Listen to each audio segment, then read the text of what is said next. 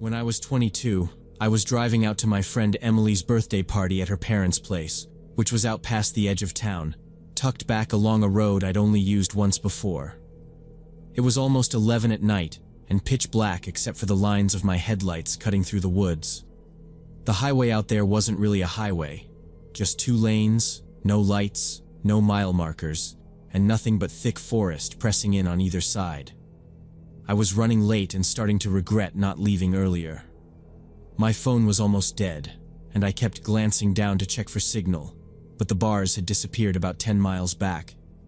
The trees got denser as the road curved, and after a while, it felt like I was the only person left on Earth. I didn't see any other cars or even lights through the trees. The only sound was the hum of my engine and the faint rattle of bags sliding around in the back seat. I was just starting to relax into the drive, thinking I might put on some music, when I noticed a dark figure on the shoulder up ahead, just barely caught in the sweep of my headlights. At first I thought it was an animal, but as I got closer, I could see it was a man, standing right on the edge of the asphalt. He wasn't wearing a jacket, just a thin hoodie and jeans, and he had his thumb out. He didn't even turn to look at my car, just kept staring straight ahead like he'd been standing there for a long time. I never pick up hitchhikers, especially not at night and not out here, but the temperature had dropped quick over the past week, and there was frost on the grass. I slowed down as I pulled up beside him, rolling my window down only a crack. He stepped toward the car, hands shoved deep in his pockets. His face was hard to see under the hood, but he was young, maybe mid-20s, and looked exhausted. "Where you heading?" I asked, keeping one hand tight on the steering wheel. He didn't smile or even nod, just answered in a flat voice. "Just the next town over, if you're going that way." He kept his eyes on my face, and it made me uneasy. But the night was so quiet and cold I felt sorry for him. "I can give you a ride for a few miles," I said, "but I'm only going as far as Oak Road." He nodded, and without another word, walked around to the passenger side. I leaned over and unlocked the door. My back seat was full of bags, so I moved some things off the front seat for him, pushing an empty backpack onto the floor. He climbed in, pulling the door shut with a hard, fast motion. He kept his backpack on his lap and sat stiff, turning to look out the window almost immediately. I pulled back onto the road, accelerating until we were rolling through the woods again. The air inside the car felt colder with him there. He didn't smell like booze or cigarettes, just old sweat and something else, something stale, like he'd been sleeping outside. We drove in silence. I kept my eyes on the double yellow lines, feeling every tiny noise in the car as we bumped along the rough pavement. After a minute, he shifted in his seat and asked, "You live around here?" His voice was still flat, almost mechanical. I just shook my head. "No, just visiting friends. You?" He didn't answer right away. "I got stuck out here. Car broke down." He was staring straight ahead, but every so often I could see him glancing at the dashboard, the glove box, then back at me. I tried not to react, focusing on the road, but I noticed the way his knees kept bouncing and his grip tightened on the backpack in his lap. He asked, "You got anyone else in the car?" That caught me off guard. I looked at him, then at the bags in the back. "No, just me. Back's full of stuff." He nodded slowly, then craned his neck to look behind us, eyes lingering on the bags and the empty seat. "Looks like there's a lot of room back there. You sure you don't have anyone riding with you?" He smiled, but it was quick, almost forced. I kept my tone light. "No, just my friend's birthday. I'm late, that's all." I gripped the wheel a little tighter, wishing for some traffic or a road sign or anything at all. He shifted again, this time turning more toward me. "I could make room for myself if you cleared out some of that junk." The way he said it wasn't friendly. There was a sharpness to it, like he was annoyed I hadn't already done it. I stared ahead, not saying anything. That's when I realized he kept glancing in the side mirror and the passenger window, almost like he was trying to see into the back seat from outside. I said, "There's just bags, nothing interesting." But he didn't seem to believe me. He leaned closer to the window, pressing his face to the glass as we passed a break in the trees where the moonlight cut across the road. I followed his gaze in the mirror and saw, for just a second, another person standing on the shoulder, mostly hidden by shadows. The figure moved quickly, crouching down low as if trying not to be seen. My skin prickled. The hitchhiker turned back to me, voice suddenly lower and harder. "You alone? You sure?" He reached for the door handle, not taking his eyes off me now. I looked ahead, saw the road opening up straight for a while, and felt my pulse slam into my throat. Without thinking, I slammed my foot on the gas. The engine roared and the car jerked forward, throwing both of us back in our seats. I heard the hitchhiker shouting, his hands scrabbling for the door as the car shot down the empty highway. Behind me, someone yelled and cursed, a voice fading into the darkness as I sped away, gripping the wheel so tight my knuckles went white. At Emily's house, I parked crooked in the gravel, got out without grabbing my bag, and walked straight to the front door without knocking.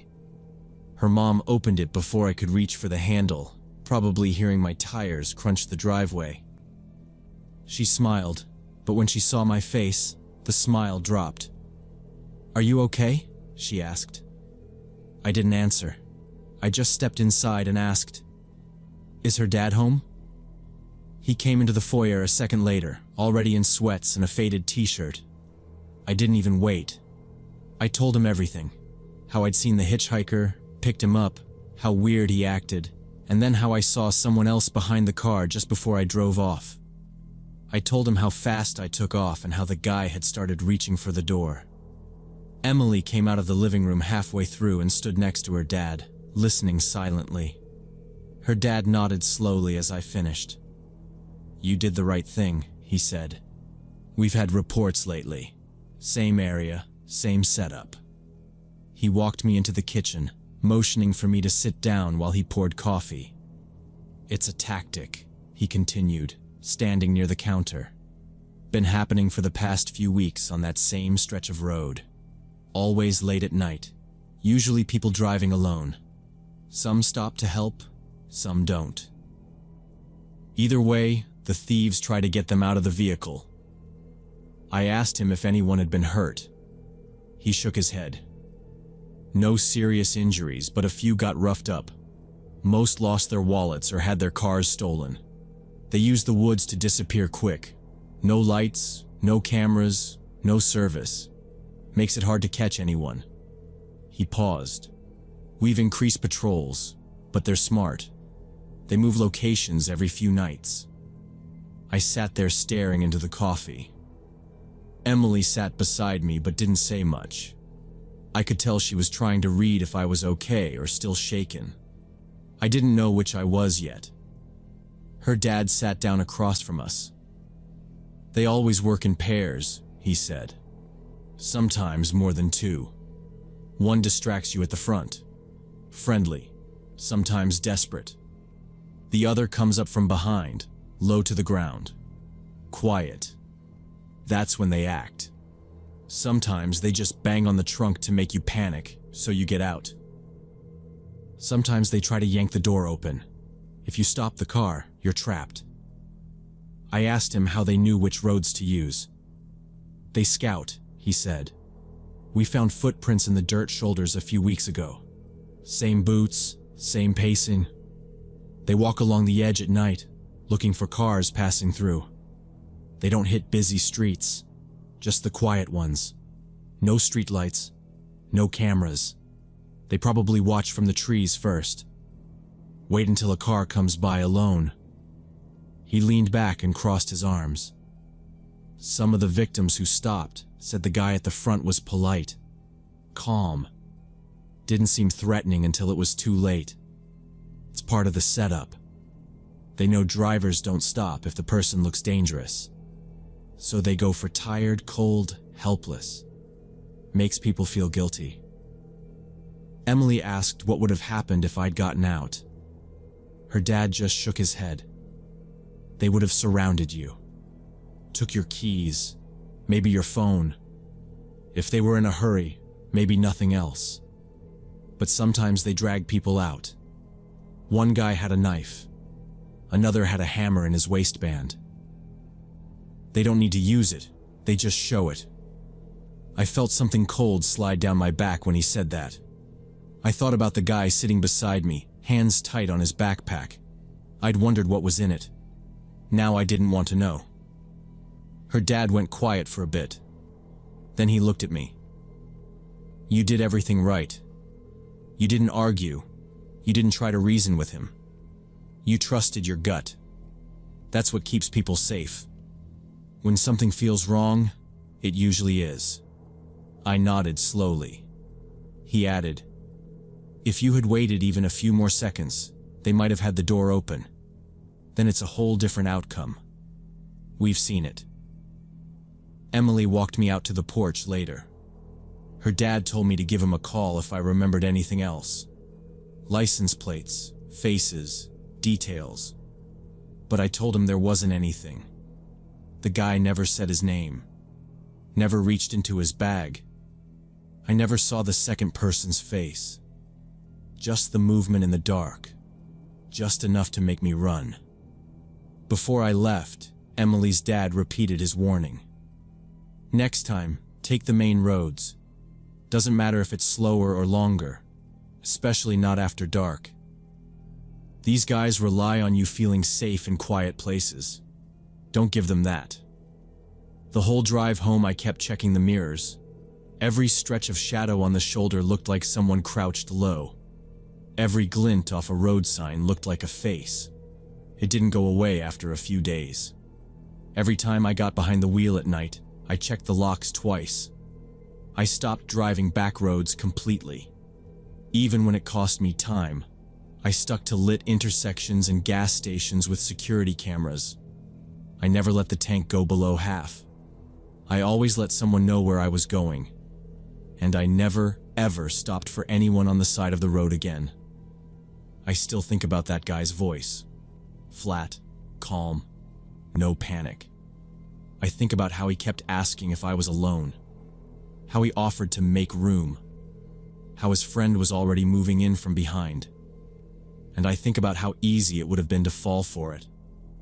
One good moment, one generous thought, 1 second too long looking the wrong way. Sometimes the people asking for help aren't the ones who actually need it.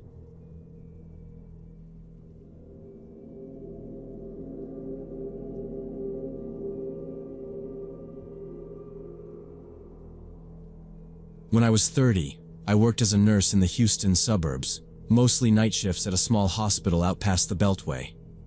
It was a routine life for the most part. My apartment was on the 3rd floor of a plain, beige building, about 10 minutes from work if I hit the lights just right. I lived alone and kept a tight schedule. Grocery runs on Thursdays, laundry on Sundays, sports bar with coworkers every other Friday night if I wasn't too tired. That was my routine. Nothing out of the ordinary, nothing dramatic. It was on one of those Friday nights I met Chris at a sports bar near the hospital. I had gone there with another nurse, just to wind down, nothing fancy. The place was busy, all the TVs on, groups crowding the tables and shouting at a Rockets game. Chris came up to us at the bar. He was average looking, maybe early 40s, beard a little too trimmed. He wore a button-up with the sleeves rolled to the elbows, tan lines at his wrists. I remember thinking he was trying hard to look relaxed. At first, it was just normal small talk. He asked about our jobs, where we were from. He was too eager to join our conversation, kept interrupting my friend, trying to one-up her stories. He offered to buy us drinks. I said no, but he ignored it and flagged the bartender anyway. He pushed a gin and tonic in front of me, told me to try it. I pushed it aside and said I was driving. He laughed too loud, leaned in, told me he lived close, that he could drive me if I wanted to have more. I kept my smile polite but short. After the third time, I told him no. He just stared at me for a second, then grinned and started asking personal questions. Was I single? Did I live around here? Did I always come to this bar? I lied and told him I had a boyfriend. He kept coming back. Each time I moved away from the bar, he'd pop up again, always smiling, always talking too close. When he asked for my number the first time, I said I didn't give it out. 10 minutes later, he came back with some joke about how I'd regret it if I didn't give him a chance. I was getting tired. The bar was loud, I had work in the morning, and he was persistent. When he asked the third time, I gave him a fake number just to get him off my back. I watched him type it into his phone. He looked at me, still grinning, and said he'd call me later. I didn't think much of it. Guys like that came and went. Me and my friend left not long after. That weekend was quiet. I worked, came home, watched TV, did my laundry. But then, on Monday, I started getting calls. They came from random numbers, area codes I didn't know. At first, it was easy to brush off. Spam, telemarketers, or maybe a patient's family calling after hours. But the calls didn't stop. I'd answer, and there'd just be silence. No background noise, no hang-up, just someone listening. After 3 days, I started noticing a pattern. The calls would come in when I got off my shift, again when I got home, and once late at night just as I was heading to bed. Always from a different number, always silent. It was enough to make me a little paranoid, but not enough to panic. I changed my phone settings, blocked the numbers, set my ringer to vibrate, but the calls kept coming. By Friday, I was annoyed more than anything. I told myself it was just some scam or maybe a bored teenager with a robocaller. I didn't think about Chris at all. But on Saturday night, I got a call at 11:06 p.m., right after I turned out the lights. I answered, and there was just silence. I hung up, rolled over, and told myself to forget it. After a week, the tone of the calls changed. Instead of silence, someone started speaking. The first time, a man's voice just said, "It's 11:30. Are you going to sleep now?" and hung up. I sat up in bed, staring at the phone. I checked the number, but it was a new one, not one I'd blocked before. The next day, I got a call right as I parked in my apartment lot after work. A different voice, higher, maybe younger, said, "Home at 4:07. Bet you're tired." Then just a click. It started happening every day. Always different voices, always saying the exact time or describing something I'd just done. "See you soon," one voice said before hanging up. "Maybe tonight." They never said my name. Sometimes it was a woman's voice, flat and slow. Sometimes it was a man. Sometimes it sounded like a teenager. Every call made sure to tell me what time it was, or what I was doing. The last call of the night always ended with, "I'll visit you soon." I tried to record the calls, but most of the time it was just these short phrases and then a hang-up. There was never any background noise, no hint of where they were calling from. I started suspecting Chris, but I couldn't be sure. None of the voices sounded exactly like him, but there was something about the way they said certain things, like they wanted me to know they were close. I went to my carrier the next day and asked to change my phone number. I told them I was getting harassed by spam. They changed my number on the spot and gave me instructions on setting up call blocks and privacy settings. I felt better for about a day. No calls, no voicemails. But then, on the second night with my new number, the phone rang at 4:12 a.m. I let it go to voicemail, but whoever it was didn't leave a message. Then, as I was leaving for work, my phone buzzed again. "You changed your number," the voice said. calm and slow. "That won't help you." I hung up before the call finished. I felt the blood drain from my face. There was no way anyone but my family, a few friends, and my boss had my new number. But the calls kept coming, always from new numbers, always at the same times as before. Different voices, but always the same message. They knew where I was and what I was doing. That was when I realized this wasn't random. Someone had access to my information. Someone was watching me, and they weren't going to stop. One night, a little past 8, my phone rang. I was in the kitchen making dinner. I almost didn't answer, but the call came from a number with my area code. I put it on speaker and let it play, expecting the same old silence. This time, the voice was steady, low, and clear. It said my address, every detail, including my apartment number, and then said, "Come outside in 15 minutes." It sounded like a dare. My hands went cold. I put down my knife, walked quietly to the door, and locked the deadbolt. Then I locked the bottom chain and checked the back door. Everything was locked. I grabbed my phone and called 911. I kept my voice low, told the dispatcher what happened, gave her my address, and she said officers would be there as soon as possible. She told me not to go outside and to stay on the line. I went to my bedroom, switched off the light, and stood by the window, peeking through the blinds. It was quiet for a while. Then, exactly 15 minutes later, headlights pulled up to the curb in front of my building. A black car, older model, dirty plates. A man got out, maybe 6 feet tall, dark jacket, hood up. He walked slow around the building, looking into the first floor windows, pausing at the main entrance, pulling on the handle. I watched him circle around to the back, checking the doors, even shining a flashlight through the side gate. He stood under a street lamp for a minute, checking his phone, then walked back toward the car. Before he could get in, 2 police cruisers turned the corner and pulled up quick.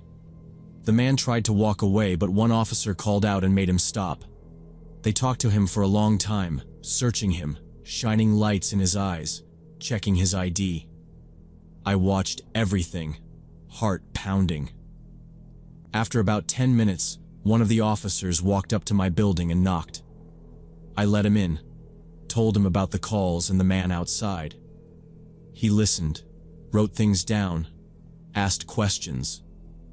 Downstairs, the officers kept the man standing by the cruiser for almost 30 minutes. Then they let him go. The car pulled away slow, turning the corner out of sight. The next day, I got a call from the same officer. He told me they checked the man's story.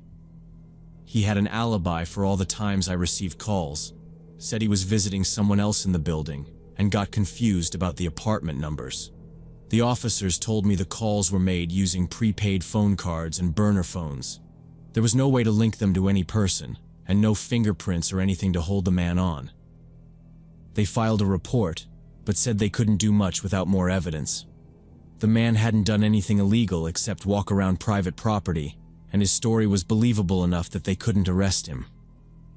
I asked if they could put more patrols around my building or trace the calls some other way. The officer said they'd keep an eye out, but not to expect much. He told me to be careful, to call if anything happened again. That was it. I was left staring at my front door, double-checking every lock, jumping at every noise in the hallway. I started keeping a chair under the doorknob at night, carrying my phone everywhere, barely sleeping.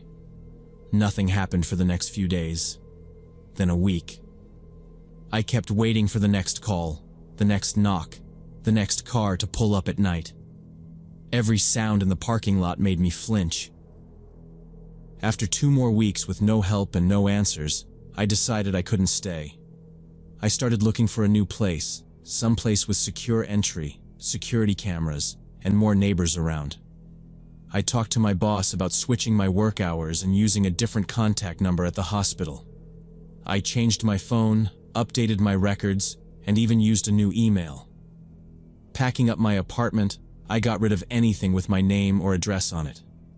I left no forwarding address, only told 2 friends where I was moving. The day I left, I felt like I was sneaking out, not moving. I barely looked back at the building as I drove away. After I moved, the calls stopped. My phone stayed quiet. No strange cars, no men in hoods wandering the parking lot. I went to work, came home, and slept for the first time in weeks without waking up to the sound of my own heart pounding. I kept waiting for something to happen, but it never did. The police never called again. No one ever found out who was behind the calls, or if Chris was involved at all. There were no arrests, no answers, just a blank space where the threats used to be. Moving cost me more than I expected. New lease, new furniture, lost wages from missed shifts, and the constant feeling that someone might find me again if I let my guard down. I tried to forget, but every unknown number still made my stomach twist. I didn't go to bars anymore, didn't talk to strangers, didn't give my number out unless I absolutely had to. The only thing that stopped the harassment was disappearing completely, leaving behind the place I lived and any chance of finding out who was really watching me. That was how it ended. No justice, no closure, just silence, and the hope that whoever it was had finally lost interest.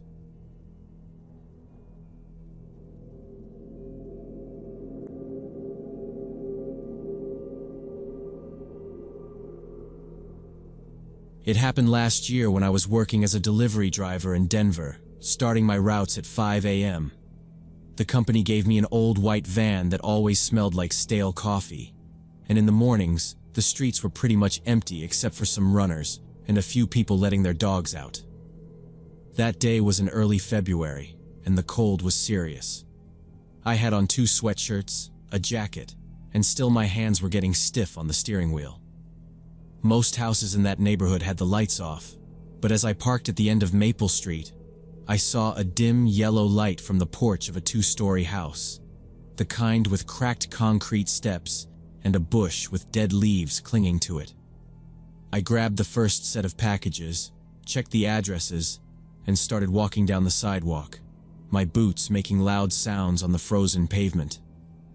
The sun wasn't up yet, just that gray light you get before sunrise. As I was passing the house with the yellow porch light, I heard something quiet, a kind of crying, but not loud, more like someone trying to hold it in. At first, I kept walking, thinking it was the TV or maybe someone talking on the phone, but after a few steps, I stopped. The crying got a little louder, but still not a full sob, just small sounds.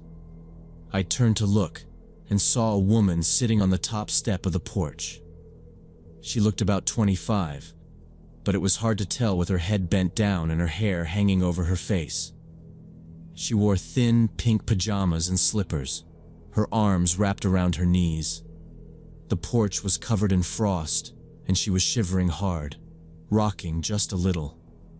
I stood there with the packages under my arm, not sure if I should say anything.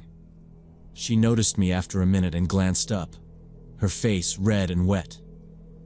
She wiped her nose on her sleeve but didn't really look at me, just stared at the ground again. The cold was sharp, and I could see her breath each time she exhaled. I walked a few steps closer and tried to talk soft so I wouldn't scare her. I told her it was too cold for her to be outside like that. I pulled off my jacket and held it out to her, just trying to help. She shook her head quickly and pulled her knees tighter to her chest. She said, almost whispering, "No, no, please, I can't. If David sees me in someone else's clothes, he'll get mad. He gets even angrier when I do stuff like that." I just stood there, the jacket in my hand, not sure what to do next. She kept looking down, mumbling to herself, rubbing her bare arms with her hands, and glancing at the door like she was afraid someone was watching from inside. After a minute, I noticed she kept glancing at her feet, maybe embarrassed by her slippers. I looked at the front door, paint chipped, brass lock shiny from being used a lot. I saw the curtain move just a little, like someone had checked out the porch from inside, then let the curtain fall back into place. The houses were close together, but the street was quiet. My breath was coming out in clouds, and I could feel my fingers going numb. I tried again to offer my jacket, but she pulled away more and shook her head. He hates when I talk to people. He's watching. He knows I'm out here. She said it soft, but I heard her. My stomach got tight just hearing the fear in her voice. I looked up and down the street but didn't see anyone else. I tried to stand so she'd know I wasn't going to leave, just trying to make sure she was okay, even if she wouldn't take the help. I started to understand this wasn't just a normal argument or someone locked out by accident. I felt like I shouldn't leave her there. She was shaking worse now, her teeth almost chattering, and she pulled her sleeves down to her knuckles, but it didn't help. I said, "I'm going to stay here for a minute, okay? I don't want you to get sick." She nodded just a little, but didn't answer. The wind picked up and she shivered harder, her shoulders shaking under the thin pajamas. I checked the porch for anything she could use, but there was nothing, just an empty flower pot and a plastic shovel. My phone was in my jacket, so I slid it out and kept it behind my leg, trying not to make her more nervous. I felt like if I left her, something bad might happen, but I also didn't want to make things worse. She started talking more, almost to herself, saying, "He gets so mad. I didn't mean to forget. I just forgot to do the laundry last night. He told me if I forgot again, he'd make me pay for it. He always does." I heard her voice crack at the end and she wiped her eyes again. Her hair was stuck to her face from tears. The sky was getting a little brighter, but it was still mostly dark. I decided I couldn't just leave her. My hand was shaking, maybe from the cold, maybe from nerves, as I called emergency services. I kept my voice low so I wouldn't scare her. I told the dispatcher the address, said there was a woman outside in the cold, not dressed for the weather, and that she was scared to go inside. They said someone would come soon, and to stay with her if it was safe. I sat down on the bottom step, keeping a few feet between us so she didn't feel trapped. I told her help was coming and she nodded, eyes darting to the window behind me. She said her husband locked her out like this all the time if she made a mistake, sometimes for hours, even in the middle of the night. She said this time it was laundry. Last time it was because she dropped a glass in the kitchen. She kept apologizing, like she was the one who'd done something wrong. "He says I have to learn," she whispered, hugging her legs tighter. I noticed bruises on her arms, yellow and purple, and a dark spot near her jaw. Even with the porch light barely working, it was obvious. She tried to pull her sleeve down over one of the bruises, but it didn't cover it. She begged me not to get involved, voice shaking, saying, "If you call anyone, he'll know. He'll know it was me. Please, just go. He'll be so much worse if he thinks I talked to you or anyone." Her eyes were wide, and she kept looking at the door. But I stayed, keeping my voice low, telling her I wouldn't leave until help arrived. I watched the street, the windows, feeling the tension like a tight wire. Every little sound made her jump. A car passing, a dog barking in a backyard nearby.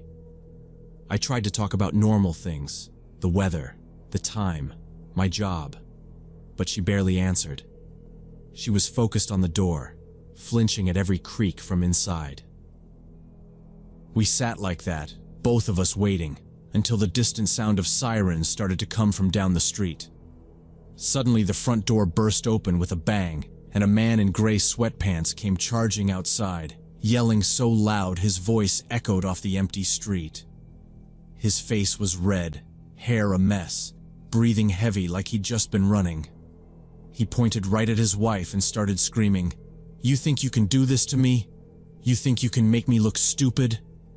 She shrank down on the steps, arms over her head.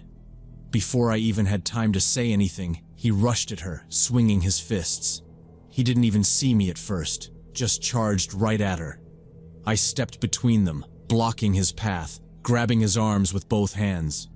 He was bigger than he looked from the window, and he tried to shove me aside, fists swinging wild, his breath hot and angry.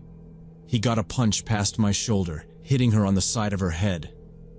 She let out a small cry and curled tighter into herself. I tightened my grip on his wrists and pushed him back, planting my feet on the icy porch boards. He tried to twist away, screaming in my face about how she deserved it and that I should stay out of it, spitting as he talked. I kept both hands on his arms, holding him back with everything I had. Years of boxing training kicked in without thinking. He kept pushing, trying to break free, his hands grabbing at my jacket, at my arms, at anything he could get hold of. But I locked my grip, kept my body between him and the woman. He got angrier, cursing, shouting at the neighbors to mind their own business, calling her names I won't repeat, all while trying to break loose. She was curled up on the step, silent now except for quiet sobs, flinching every time his voice got louder. I kept my head down, watching his hands, bracing for anything. He tried to hit me once, but I blocked him and pushed him back again, keeping my stance tight. My heart was pounding. I was yelling at him to calm down, that the police were on their way. He didn't care, just kept twisting and shouting, calling me a coward, saying I had no idea what she'd done, that she needed to learn her lesson. The street was still empty, but some lights were coming on in the houses down the block. Curtains moved in the windows as people looked out to see what the noise was about. He looked up at them and screamed more, daring anyone to come out and try to stop him.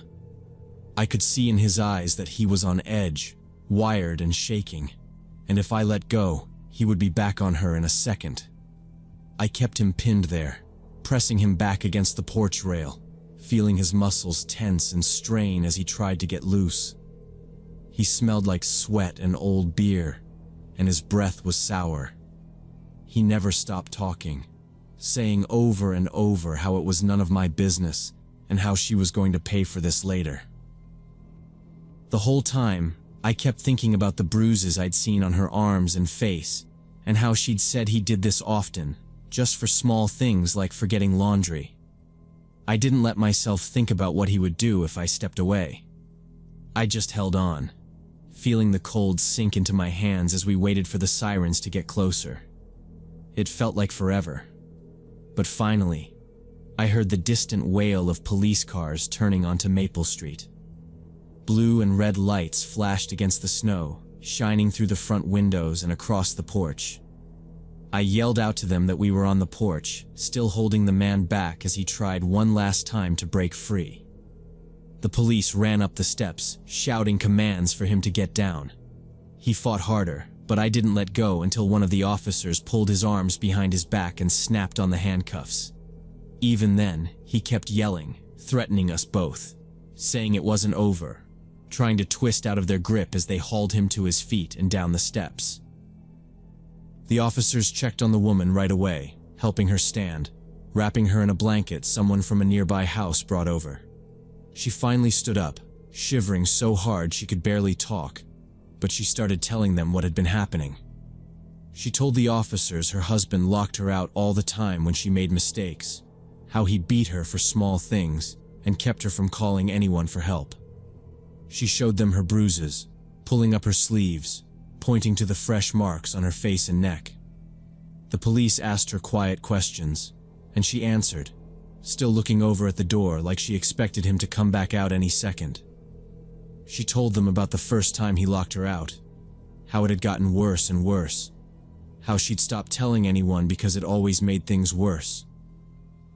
One of the officers recognized the address right away. He said they'd been there before for noise complaints, but this time it was clear what was going on. They asked if she wanted to press charges, and she nodded, eyes wide and scared, but she said yes. Another officer came to take my statement, asking what happened, what I saw, how I tried to help. I told them everything from the moment I walked up and saw her sitting on the porch in her pajamas, to the second the door flew open and the man charged at us. The officers listened carefully, writing everything down, and kept checking back with her to make sure she was okay. Paramedics came to check her out, making sure she was warm and didn't have broken bones. Social services arrived soon after, 2 women in navy coats with badges, talking soft and calm. They helped her gather some things, a phone, a purse, a few clothes and a plastic grocery bag. She kept apologizing to everyone, saying she was sorry for the trouble, and they told her not to worry, that it wasn't her fault. They helped her into a car and drove her to a safe shelter, telling her about restraining orders and how they would help her with court. The police took her husband away in handcuffs, still shouting and threatening, his voice fading as the squad car door slammed shut.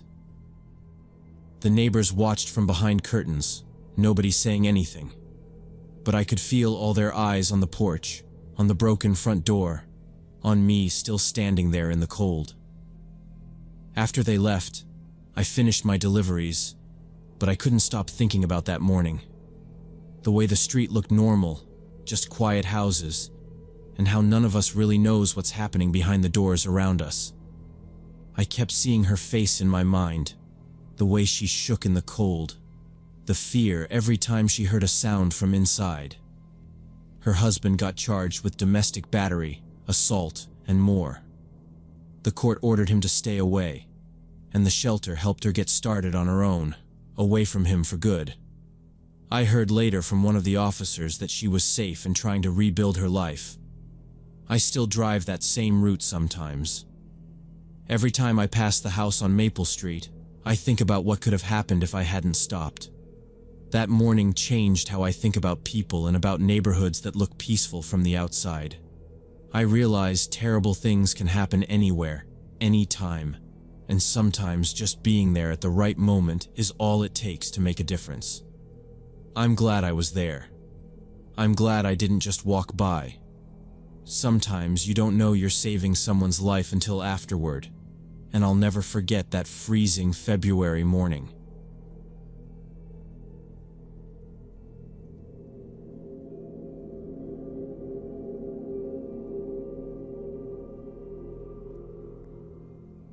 I was working as a truck driver hauling freight between New Mexico and Colorado last year. My route ran mostly north to south, 2, sometimes 3 nights a week, with a lot of empty desert stretches in between. Most of it was just hours of highway, gas stations at random towns, truck stop coffee that never tasted right, but it paid okay and kept the bills handled. My company did a lot of food and construction deliveries, so I was usually just moving pallets of boxed goods from warehouses down by Albuquerque up through Farmington or Durango. In the winter, the cold in Colorado made it worse, but most of the time, it was just quiet miles. That night, my logbook put me halfway through my trip, a few hours out from Raton Pass. It was pitch black except for my headlights, nothing on the road but the endless yellow lines. It was almost 4 in the morning, no cars behind me, nothing coming the other direction. The only sound was the rumble of the truck and the radio static. I'd stopped at a gas station in Springer a little before 2, filled up, checked the tires, got a Mountain Dew and a stale breakfast burrito, then pushed on.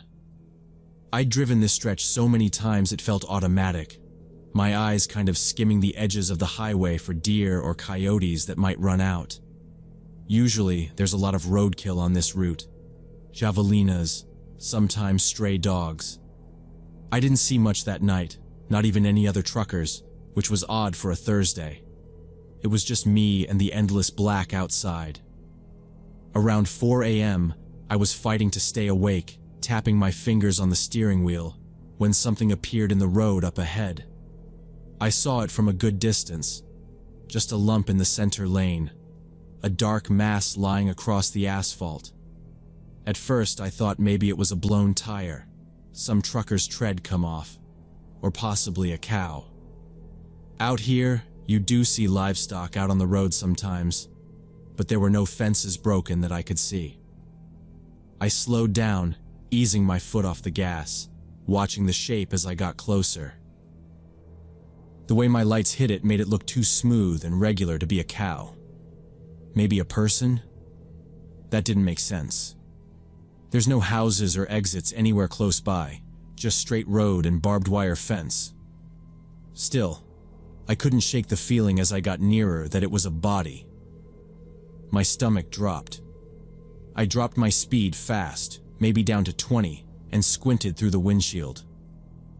The shape wasn't moving. It was stretched out in a way that made it look like someone had just laid down there, arms by the sides, head back. I pulled up about 40 feet away and stopped in the middle of the road, engine idling. For a moment I just sat there, looking out, trying to decide if I was seeing things. The moon was gone behind clouds, so the only light was from my truck. I hit the air horn. A loud, long blast echoed over the desert. Nothing. I waited, then hit it again. Still nothing. No reaction at all. I watched for any sign of movement, maybe a twitch or a shift, but the lump just stayed flat, face turned away from me. I looked behind me to make sure no one was coming, but the highway was empty both ways. I waited another minute, drumming my fingers on the dash, and thought about calling it in on the CB, but there was no chatter. Nobody answered. I figured maybe it was some drunk kid passed out, or maybe someone in real trouble, but I couldn't just leave them there for someone else to run over. I put the truck in park, turned on my hazard lights, and switched on the high beams. The bright white light stretched down the asphalt, throwing the shape into harsh relief. I took a deep breath, grabbed my flashlight from the cup holder, and climbed down from the cab, boots crunching on the gravel at the edge of the shoulder. The desert air was cold, windless, the kind of dry that sticks in your throat. The road smelled like hot rubber and dust. As I got closer to the thing on the road, my flashlight beam swept over it. What I saw made me pause: a pair of work boots, faded blue jeans, and a green flannel shirt. Whoever set this up had even put a dirty ball cap on its head, pulled down low. For a second, the stillness of it made me hesitate. Then I saw the plastic shine of the hand under the sleeve, and my nerves settled a bit. It wasn't a person at all. It was an old mannequin. A full-size department store dummy. Arms and legs locked straight, face scuffed and dirty. Someone had dressed it in regular clothes and tossed it out here in the middle of nowhere. I looked around, shining my light on the shoulder and into the sagebrush beyond the ditch. But there was nothing else around. The nearest tire tracks were old, the kind left by big rigs, not some pickup. It crossed my mind that it could have fallen out of a moving truck, maybe one hauling props or hauling junk, and just landed here. I didn't see any skid marks or other debris, just the mannequin, looking too much like a real body for comfort. I crouched down, grabbed it by the ankles, and dragged it off to the edge of the asphalt. The boots scraped the blacktop and kicked up a little dust. It was lighter than it looked, arms flopping awkwardly as I yanked it to the gravel shoulder, propped it up against a mile marker. The wind shifted, tugging at the shirt, making it seem almost like it would get up and walk away. I wiped my hands on my jeans and stared at the mannequin for a second. In the headlights, it looked almost comical now, ridiculous compared to the way my heart had hammered a few minutes before. I figured someone must have been messing around, or it was some kind of prank that ended up on the highway. I got back in the cab, locked the door, checked the mirrors, and sat there for a second, watching the high beams shine out into the empty road. No cars, no movement. The mannequin was just a dark shadow by the mile marker now, slumped in the gravel. I took a swig from my Mountain Dew, put the truck in gear, and pulled out, the wheels bumping over the edge of the asphalt. I watched the spot in my mirror as I drove away, but nothing moved. The weirdness of it stayed in my mind for a mile or two. but I didn't dwell on it much. The rest of my drive was uneventful, same as any other night, and I made my delivery on time. The next morning I brought the truck into the yard for routine maintenance. I usually didn't think much about these checkups. It was just something I did every couple weeks, especially after long night runs. The mechanic, a guy named Carlos who'd worked there forever, called me over after about 20 minutes. He pointed at one of the tires on the rear axle and said, "You drive through a damn scrapyard last night?" I didn't know what he meant until he spun the wheels slowly and showed me what was lodged in the rubber. There were 5 or 6 little pieces of metal, short screws, sharp-edged fragments, some kind of clipped wire bits, jammed into the treads. A couple looked like they'd started to puncture deeper, but didn't get through. He checked the other tires and found the same thing on 2 more. "These'd shred a sedan," he muttered. "You're lucky you got clearance and heavy rubber on this beast." I leaned closer, took a look at the spread. The pattern wasn't random. These pieces had embedded in a tight cluster, like they'd all been hit in the same short stretch of road, not kicked up naturally over miles. Carlos looked at me and said, "This looks like someone spread a patch on purpose. I've seen it before. Some punk dumps hardware on the road hoping to mess up tires. You said you were southbound from Colorado, right?" I nodded. Then it was out there, somewhere between Springer and Wagon Mound. I thought about it while he went back to checking the brakes. The road had been empty. I'd seen nothing except that mannequin. At first it seemed unrelated, just 2 weird things on the same night. But the longer I thought about it, the more I started to put the pieces together.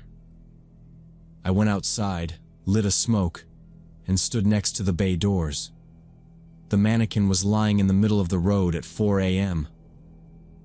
Not just a random item, it was set up, fully dressed, posed like a person passed out or hit. Close enough to the screws that if I'd swerved around it or stopped nearby in a car, my tires would have been toast.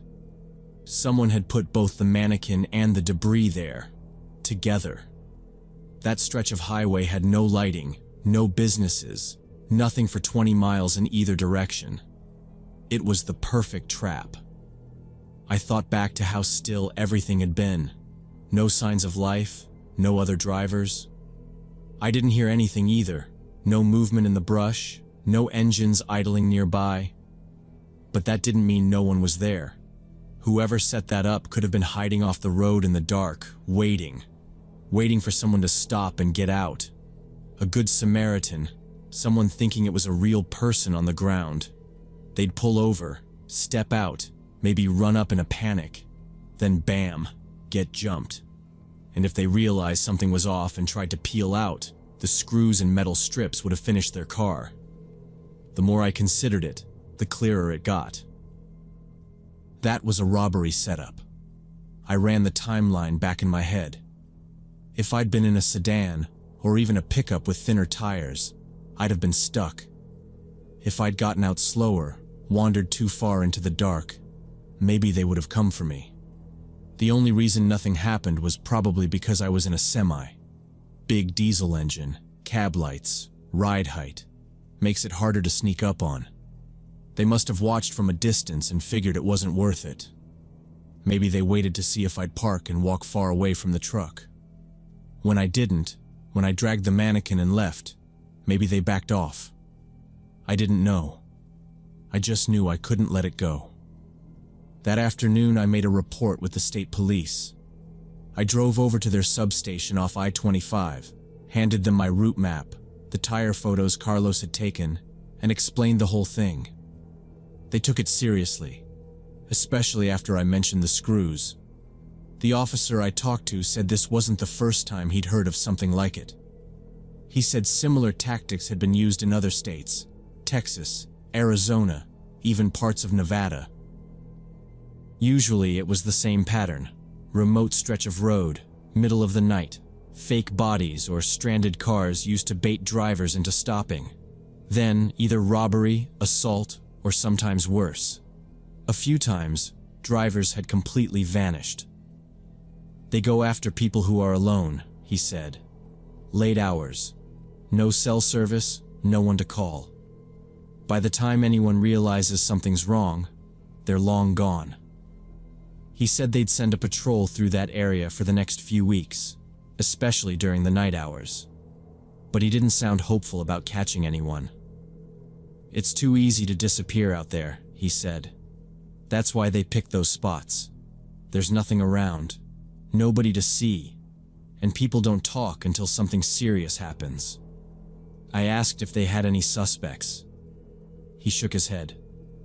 Sometimes it's a couple of guys in a stolen truck. Sometimes it's locals who know the routes. Could be anyone. Could be no one. Driving home, I kept playing the scene over again in my mind. The mannequin in the road, the metal bits in the tires, the silence around me.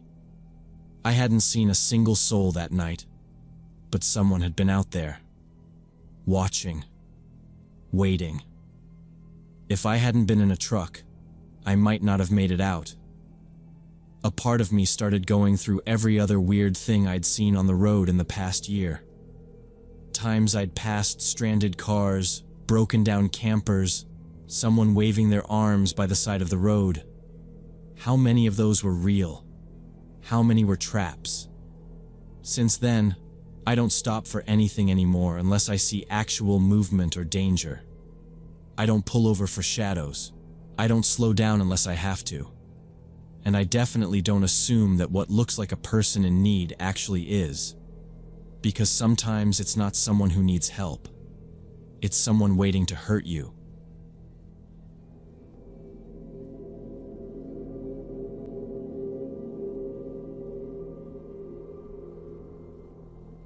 When I was 18, I had this fashion blog on Instagram with about 12,000 followers. I posted outfit ideas and thrift finds, nothing really special, but people seemed to like it. My phone was always kind of blowing up with likes and comments, but most of them were pretty basic or just the same compliments. Then one day Kyle started commenting on almost all my posts. He was always so specific, saying things like, "You really nailed the layering here," or asking where I found a jacket or how I picked certain brands. His profile looked normal, just a college student in a different state. A few selfies, pictures of sneakers and coffee, and some group shots with friends in a dorm. I didn't think anything weird about it. If anything, it just felt nice to have someone actually notice the effort I put into my posts. Kyle messaged me after a few weeks. At first, it was about where I shopped, asking for thrift tips or wanting links to some of the pieces I posted. Then we started talking in DMs, and he told me he was 18 too, a freshman at some state school. He sent pictures of his dorm, showed me his textbooks, a Polaroid of a college event with a bunch of people holding red cups. It was all so normal, nothing that set off any alarms. I'd get bored at night and just text him for hours about random stuff like music or how annoying group projects are.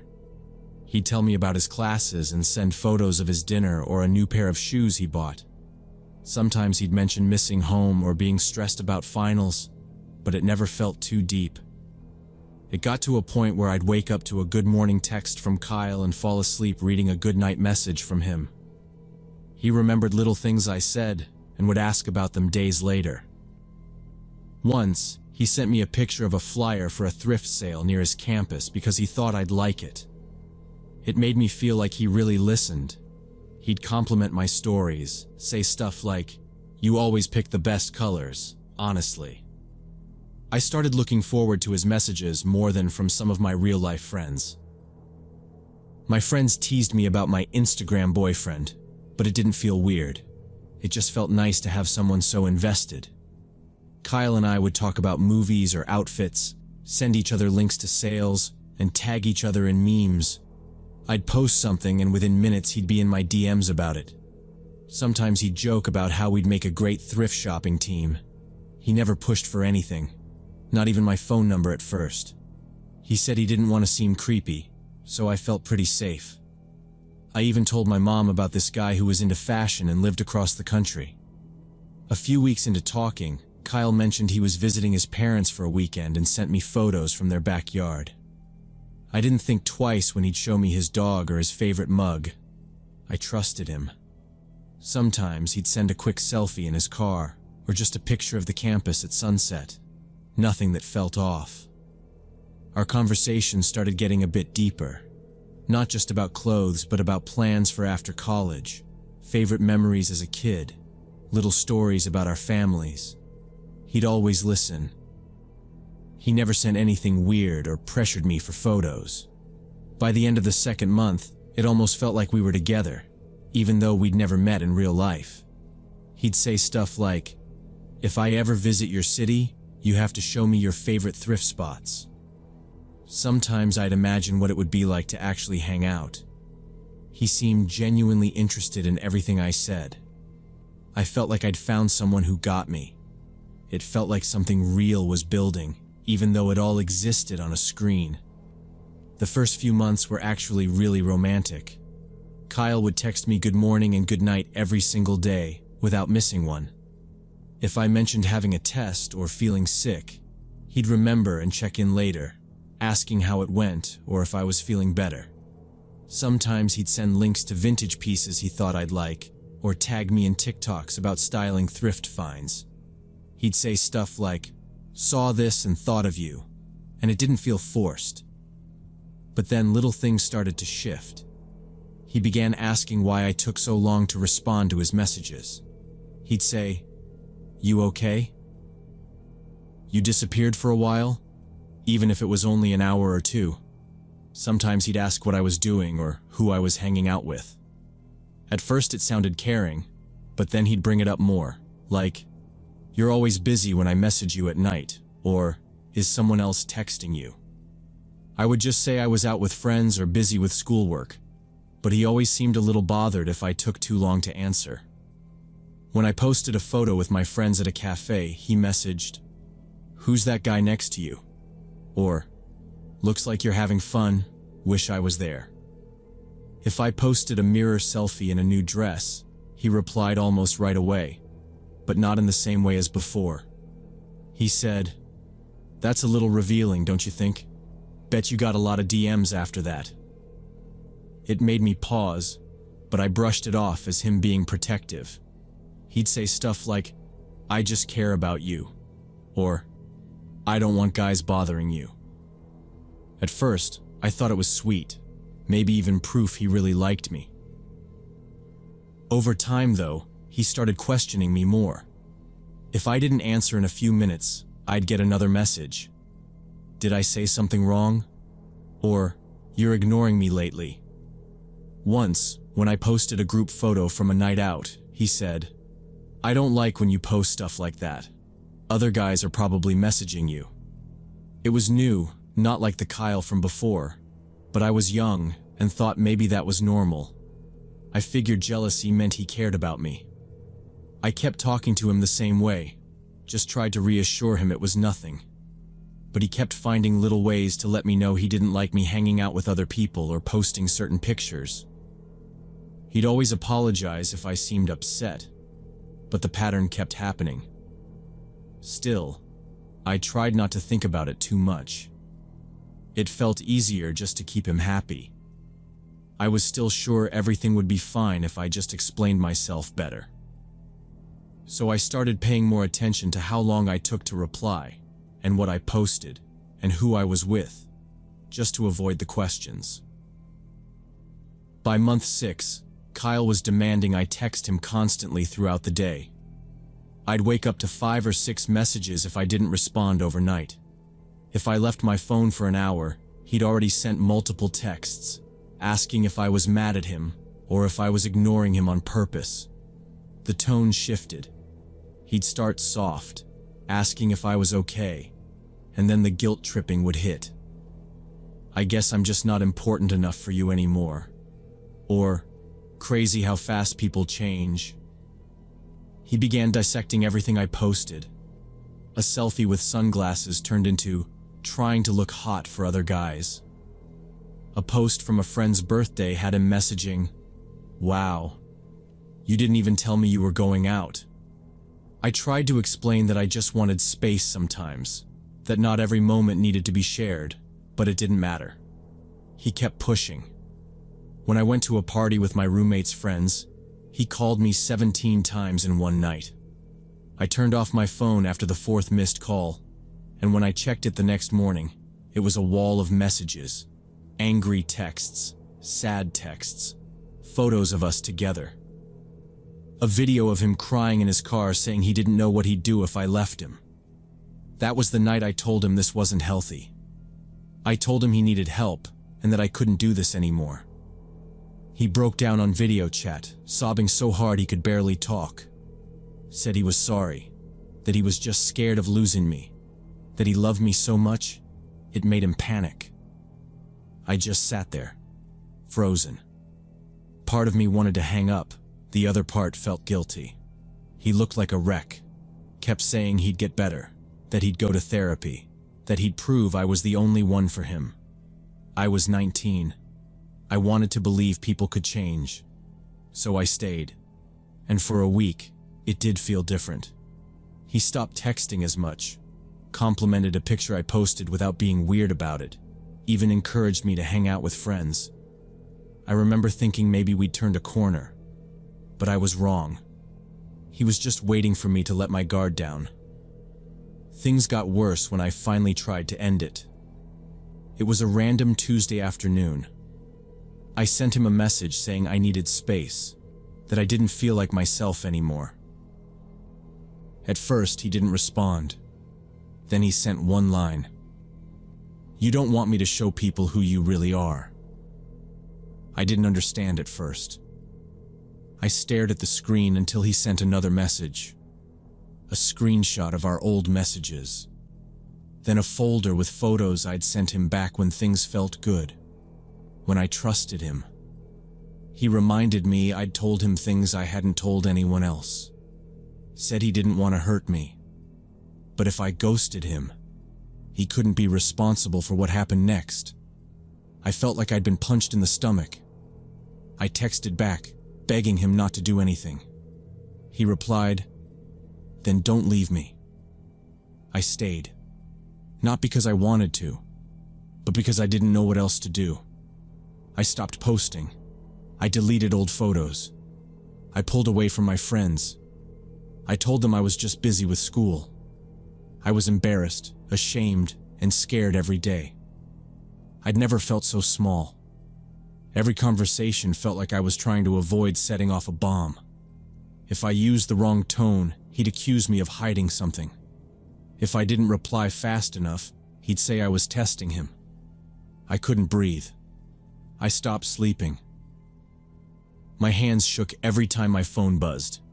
Eventually, I blocked him. On everything. Changed my number. Deleted my Instagram. I felt sick doing it, but I knew it was the only way out.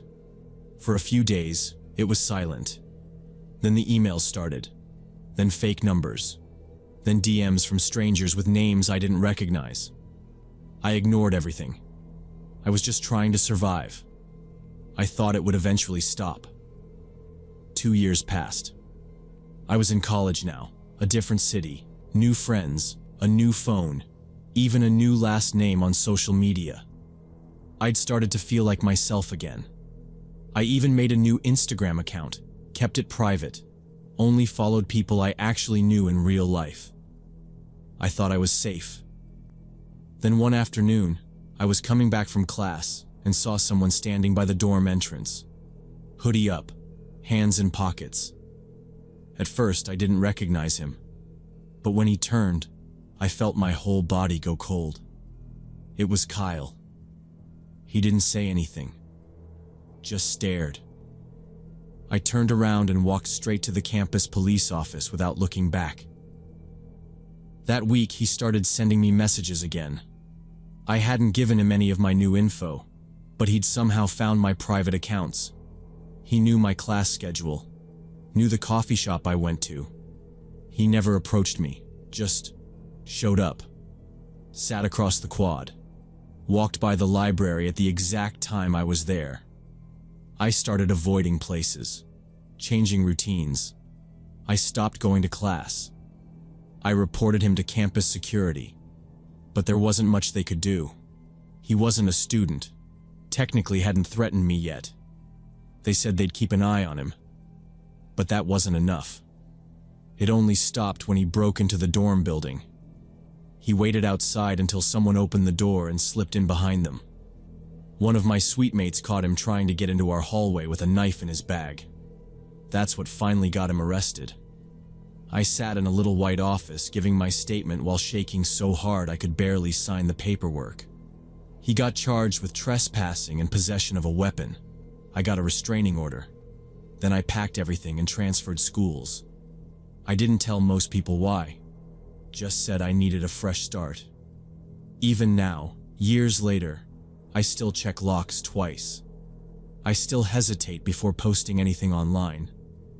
The smallest unknown DM gives me a jolt. I don't use my real name anywhere public. It doesn't matter how careful you are. The internet makes it impossible to disappear if someone really wants to find you. Kyle didn't haunt my house. He didn't come through the window in the middle of the night. But he still made me feel hunted. And I'll never be the same again.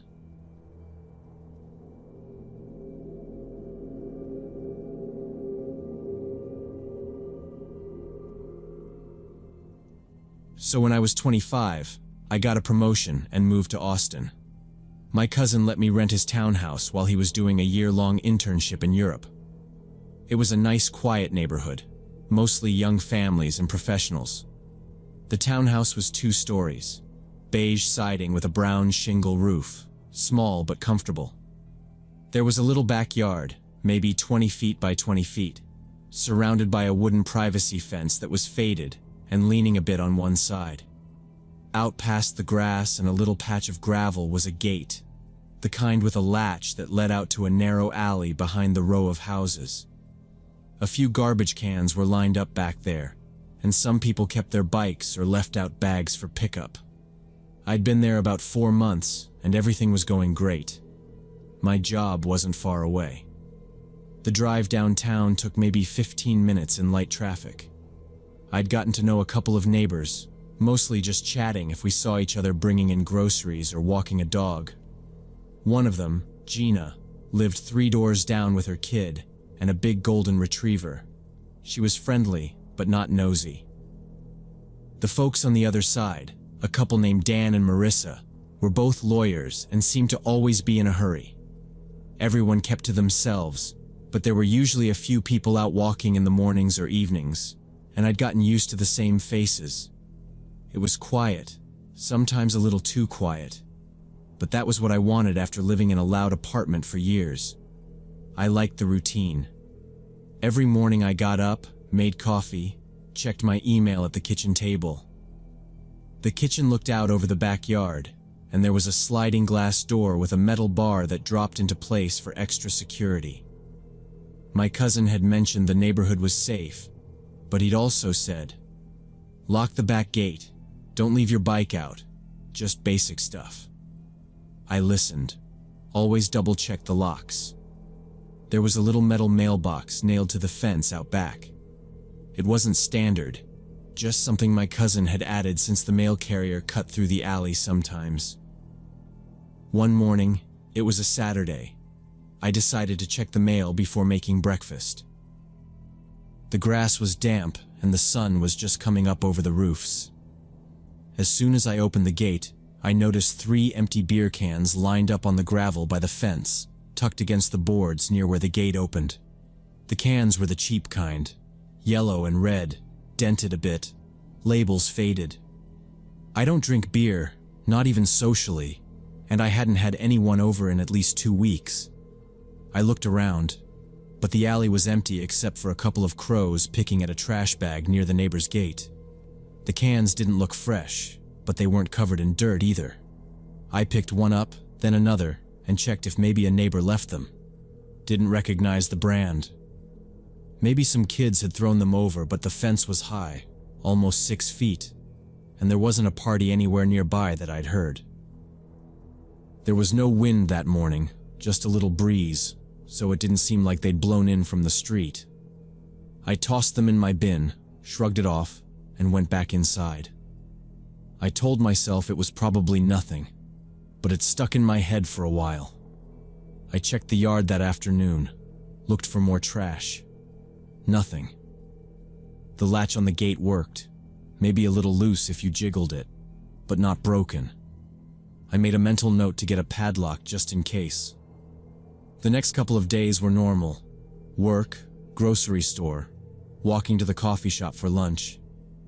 I kept thinking about the beer cans whenever I glanced out the kitchen window. I started checking the gate before bed, just pushing on it to make sure it was shut tight. I didn't see anything out of the ordinary. The streetlights in the alley came on at dusk, kind of dim and flickering.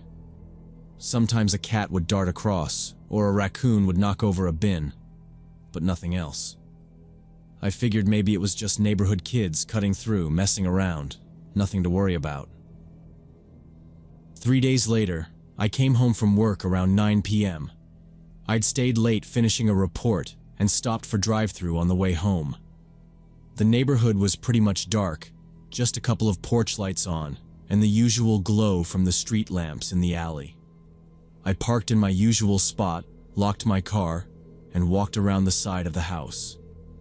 The backyard was quiet. I went to the sliding door and, out of habit, glanced toward the fence. That's when I saw the back gate was open a few inches. Not all the way, just swung in so it didn't catch the latch. I always locked it when I left. I remember doing it that morning, turning the little knob on the latch and testing it before heading out. I stood there a second, looking at the gap. It was too dark to see much past the fence, but I didn't hear anything. I stepped outside onto the deck. The wood creaked under my feet. That's when I noticed a pair of sneakers on the deck, right by the sliding door. They were muddy, streaked with dried dirt, and way too big to be mine. Men's shoes, probably size 10 or 11, laces undone and tongues sticking out. My cousin wears size 8, and I'm even smaller. I stared at them for a few seconds, then nudged one with my foot. They were still damp. I looked around the yard again. Nobody. The alley was empty, the only sound a dog barking way off somewhere. I picked up the sneakers, holding them away from my clothes. There was a faint smell, earthy and sour, like someone had stepped in something from the creek. I took the shoes inside, locking the sliding door behind me. I checked every window and door in the house, double-locked the front door, and pulled the curtains closed. I set the shoes on a towel by the door, then washed my hands twice. The whole time, I was trying to tell myself it wasn't a big deal. Just somebody lost their shoes, maybe a neighbor kid. But it didn't feel right. I texted my cousin, "Hey, did you give anyone else a key or tell someone they could use the yard?" He replied, "Nope, nobody." "Everything okay?" I typed back, "Found muddy shoes on the deck and gate was open." He sent a shrug emoji and said, "Weird. Maybe neighbor? You can call the HOA if you want." I thought about calling the police but stopped myself. What was I gonna say? Someone left muddy shoes in my yard? It sounded dumb. Maybe it was a prank. Maybe just someone cutting through and lost their shoes. But my gut was tight. I checked the locks again before bed. The house was quiet. I barely slept that night, listening for creaks or noises outside. The next morning, everything looked normal. I put the shoes in a bag and set them in the garage. That day at work, I kept thinking about the backyard, the open gate, and those big shoes. I decided I'd get a doorbell camera that weekend, just to feel a little safer. That night around 2 a.m., I woke up to the sound of breaking glass downstairs. My room was pitch black except for the faint glow of the streetlight outside. I sat up fast, heart racing, trying to figure out if I'd imagined it. Then I heard it again, glass crunching underfoot. My bedroom was on the second floor, facing the street, with the stairs just outside the door. I locked the door instantly and backed away, grabbed my phone from the nightstand and dialed 911 with shaking hands. I whispered everything to the dispatcher as quietly as I could. There were at least 2 people downstairs, maybe more. I heard them rifling through drawers, the clatter of utensils, the scrape of something heavy dragging across the floor. They were talking to each other, low voices, fast. I couldn't make out the words. Then came a loud bang, probably the TV being pulled off the stand, and the sound of cords yanking out of the wall. I crouched against the wall near the corner of the room, trying to stay silent. Then I heard footsteps on the stairs, 1 step at a time, slow and heavy. The air felt frozen. My door handle rattled. Someone was trying it, testing it quietly. Then the pounding started. 3, 4, 5 hits, each one harder than the last. The lock held, but the door frame creaked. I whispered to the dispatcher, telling them someone was at the door. She told me to stay on the line and that officers were minutes away. The pounding stopped. Silence. Then the sound of running footsteps. I heard the back door slam open. Sirens, faint at first, started to get louder. I didn't move until the dispatcher told me the officers were in the house. I stayed where I was until they came upstairs and knocked on my door, saying my name. The police arrived fast, about 6 minutes from when I called. I came downstairs with one of the officers, still in my t-shirt and sweats. The place was trashed. My living room had been torn apart. The TV stand was tipped over, my gaming console gone, and my tablet had been taken from the charging dock near the couch. The kitchen drawers were open, stuff scattered all over the floor. The back sliding door was shattered. A large rock sat inside on the rug with broken glass around it. One of the cops said it looked like typical smash and grab, fast and sloppy. They checked the backyard and saw the gate wide open. While another officer walked the alley, the detective dusted for prints. They found good ones, on the door frame, the fridge handle, and the coffee table. I hadn't touched anything. By the time they left, they had a pretty good idea who they were dealing with.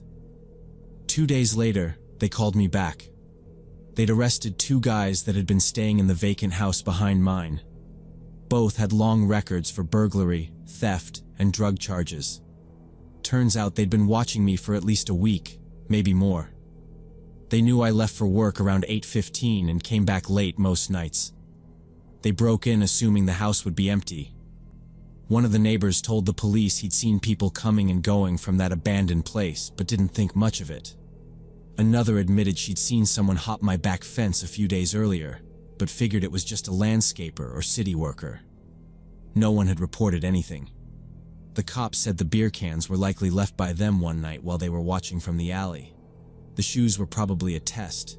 Maybe they hopped the fence and took them off to move quieter, or maybe they were left behind when someone got spooked. Either way, it was clear now they'd been casing the house, checking my habits, figuring out how secure it was. The next week, I had a full security system installed. Cameras, motion lights, alarms on every door and window. I bought a fireproof lockbox for anything valuable and started keeping my phone and keys beside me at night. I even changed all the locks, just in case. But none of it helped me sleep. I'd lie awake staring at the ceiling, jumping at every creak or thump. The house didn't feel like mine anymore. It felt like someone had been inside my skin, not just my home. Even after they were caught, it didn't change how it felt. I couldn't shake the image of someone standing outside my bedroom door, pounding on it, trying to break through. After 2 months of that, I gave up. I broke the lease with my cousin's blessing and moved into a high-rise apartment downtown. The building had a doorman, cameras in the lobby, a keycard elevator, and neighbors on all sides. I didn't even care about the cost. I just needed to feel like there were layers between me and the street. My cousin understood right away. He told me not to worry about the lease or the deposit, that he'd handle it. He said he was just glad I was okay.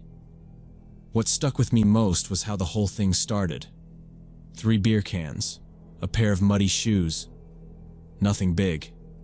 Nothing that felt worth calling the cops over. I told myself it was nothing, that I was being paranoid. But it wasn't. It was the beginning. They were watching me from day one, learning my patterns, testing how I reacted. And I missed the signs because I didn't trust my instincts. I didn't want to feel dumb for calling it in. But I should have. What I learned, what I'll never forget, is that break-ins don't happen out of nowhere. People plan them. They watch. They wait. And when the time feels right, they act. You have to pay attention when something feels off. Trust that feeling. Don't explain it away. Because sometimes the only warning you get is an empty beer can by your fence.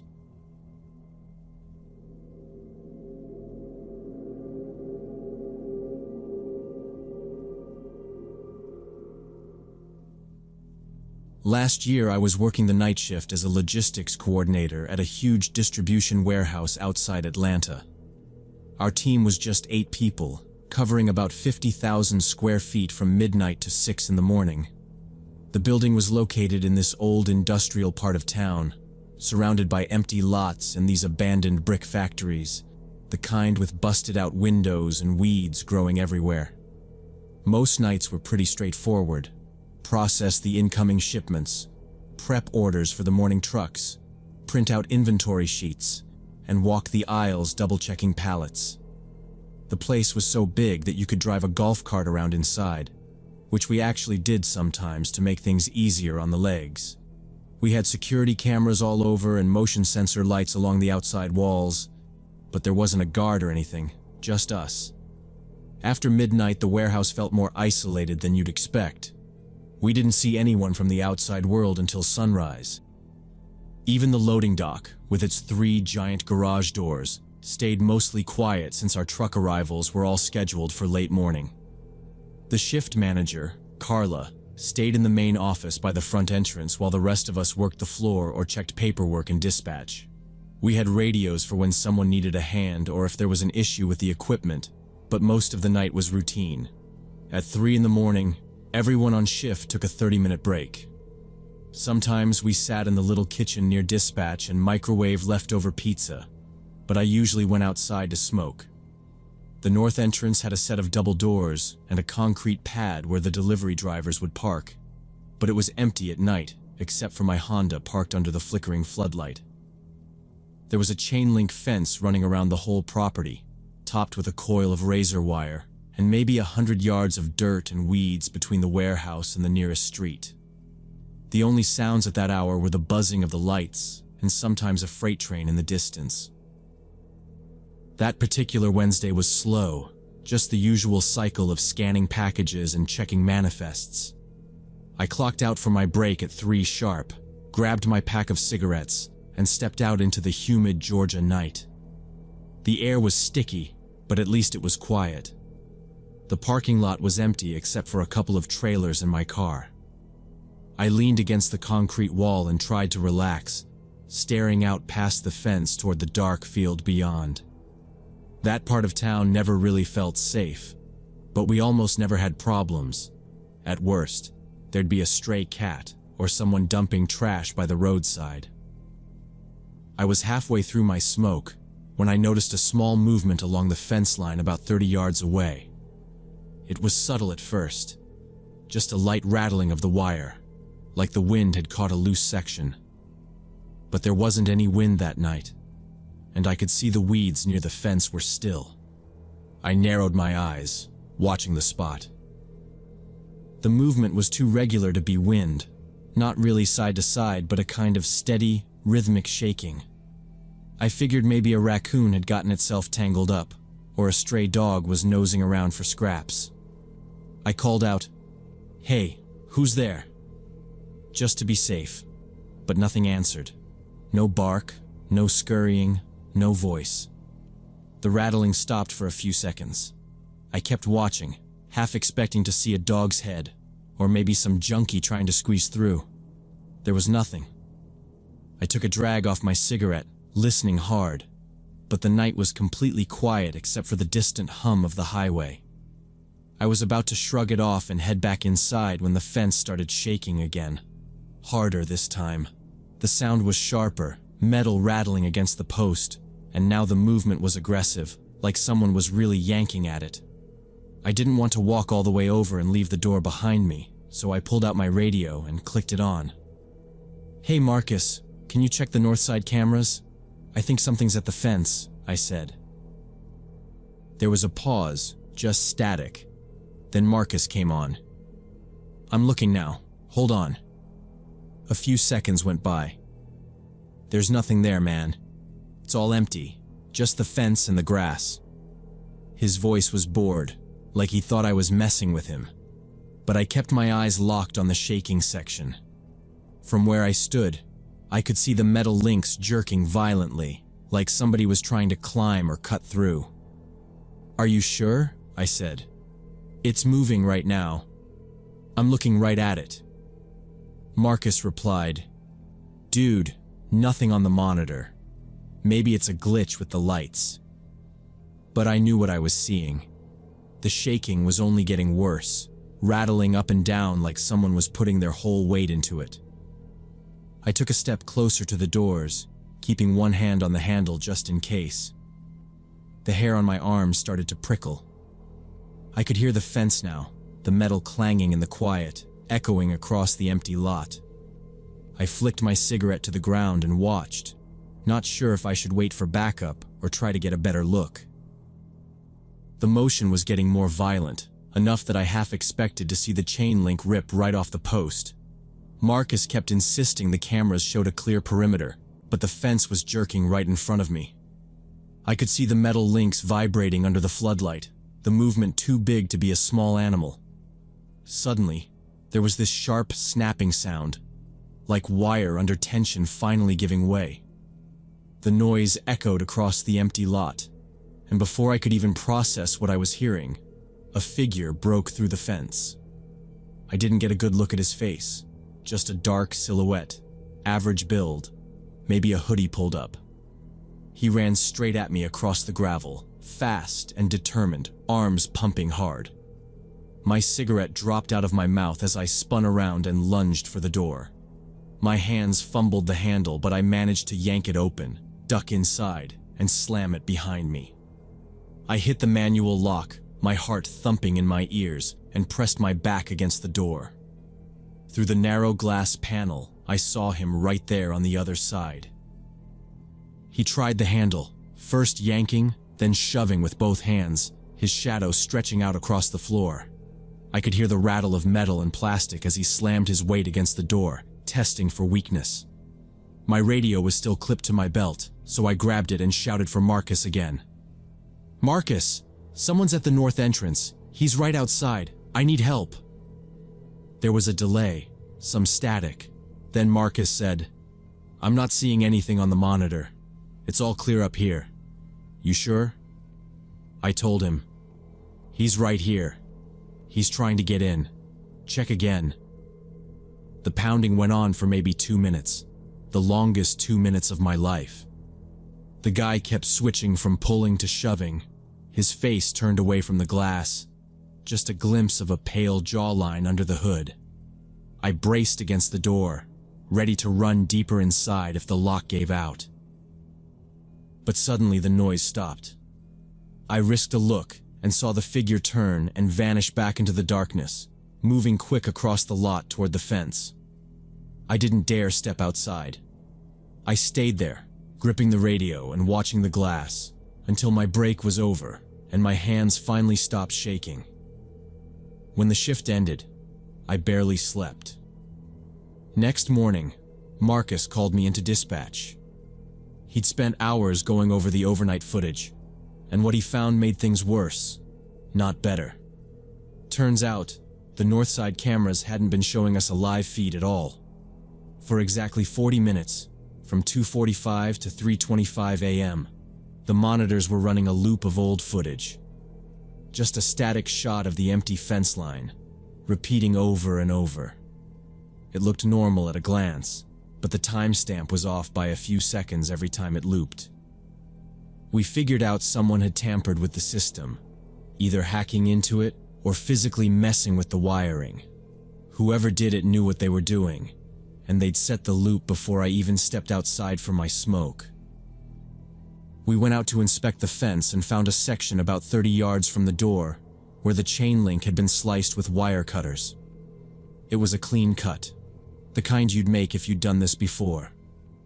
The razor wire above had been pushed aside, and the opening was just wide enough for a person to squeeze through.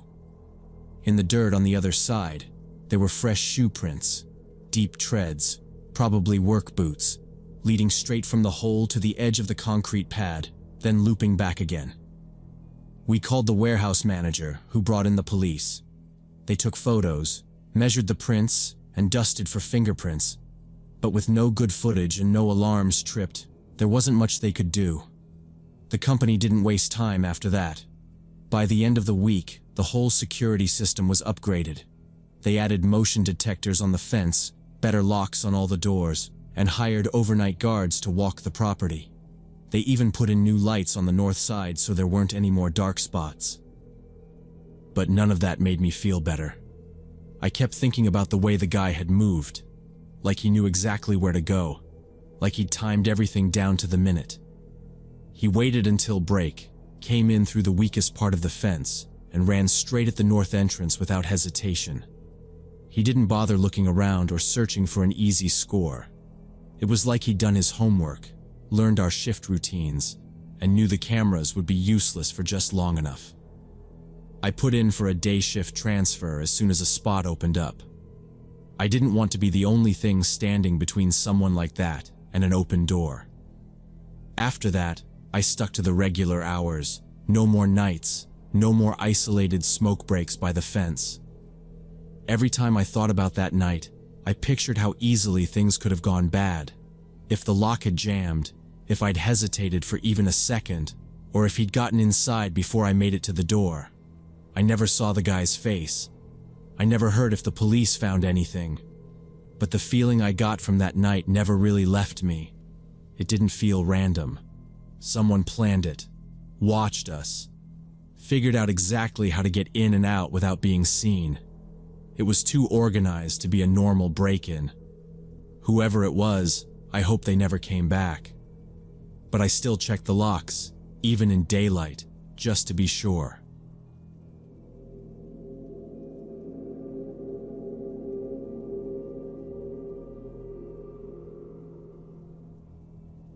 When I was 20, I worked the overnight shift at a 24-hour coffee shop near the University of Oregon campus. My shift ran from 11 at night to 7 in the morning, and honestly, it was usually easy. The place was in this strip mall next to a laundromat and a payday loan office, just a couple blocks from where all the student apartments started. Most nights, you'd get a few regulars, truckers with their travel mugs, grad students with stacks of flashcards, sometimes a couple of nurses on their way home after the hospital shift changed.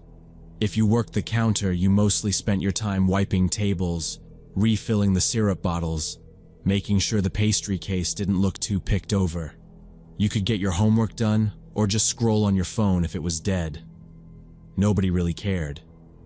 The pay wasn't much, but I needed it to keep up with my tuition and rent. So I put up with the weird hours and got used to seeing the world in a sort of half-awake state, sleeping through the days. That Wednesday night was different because of the weather.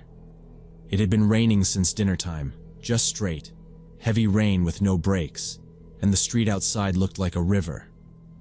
Usually we'd get a few students in around midnight, people ordering espresso shots and bagels, finishing projects, but not that night. The dining area was nearly empty except for a pair of guys in the corner who left before midnight. By 1, I was totally alone, with only the radio on behind the counter and the buzz of the espresso machine to break the silence.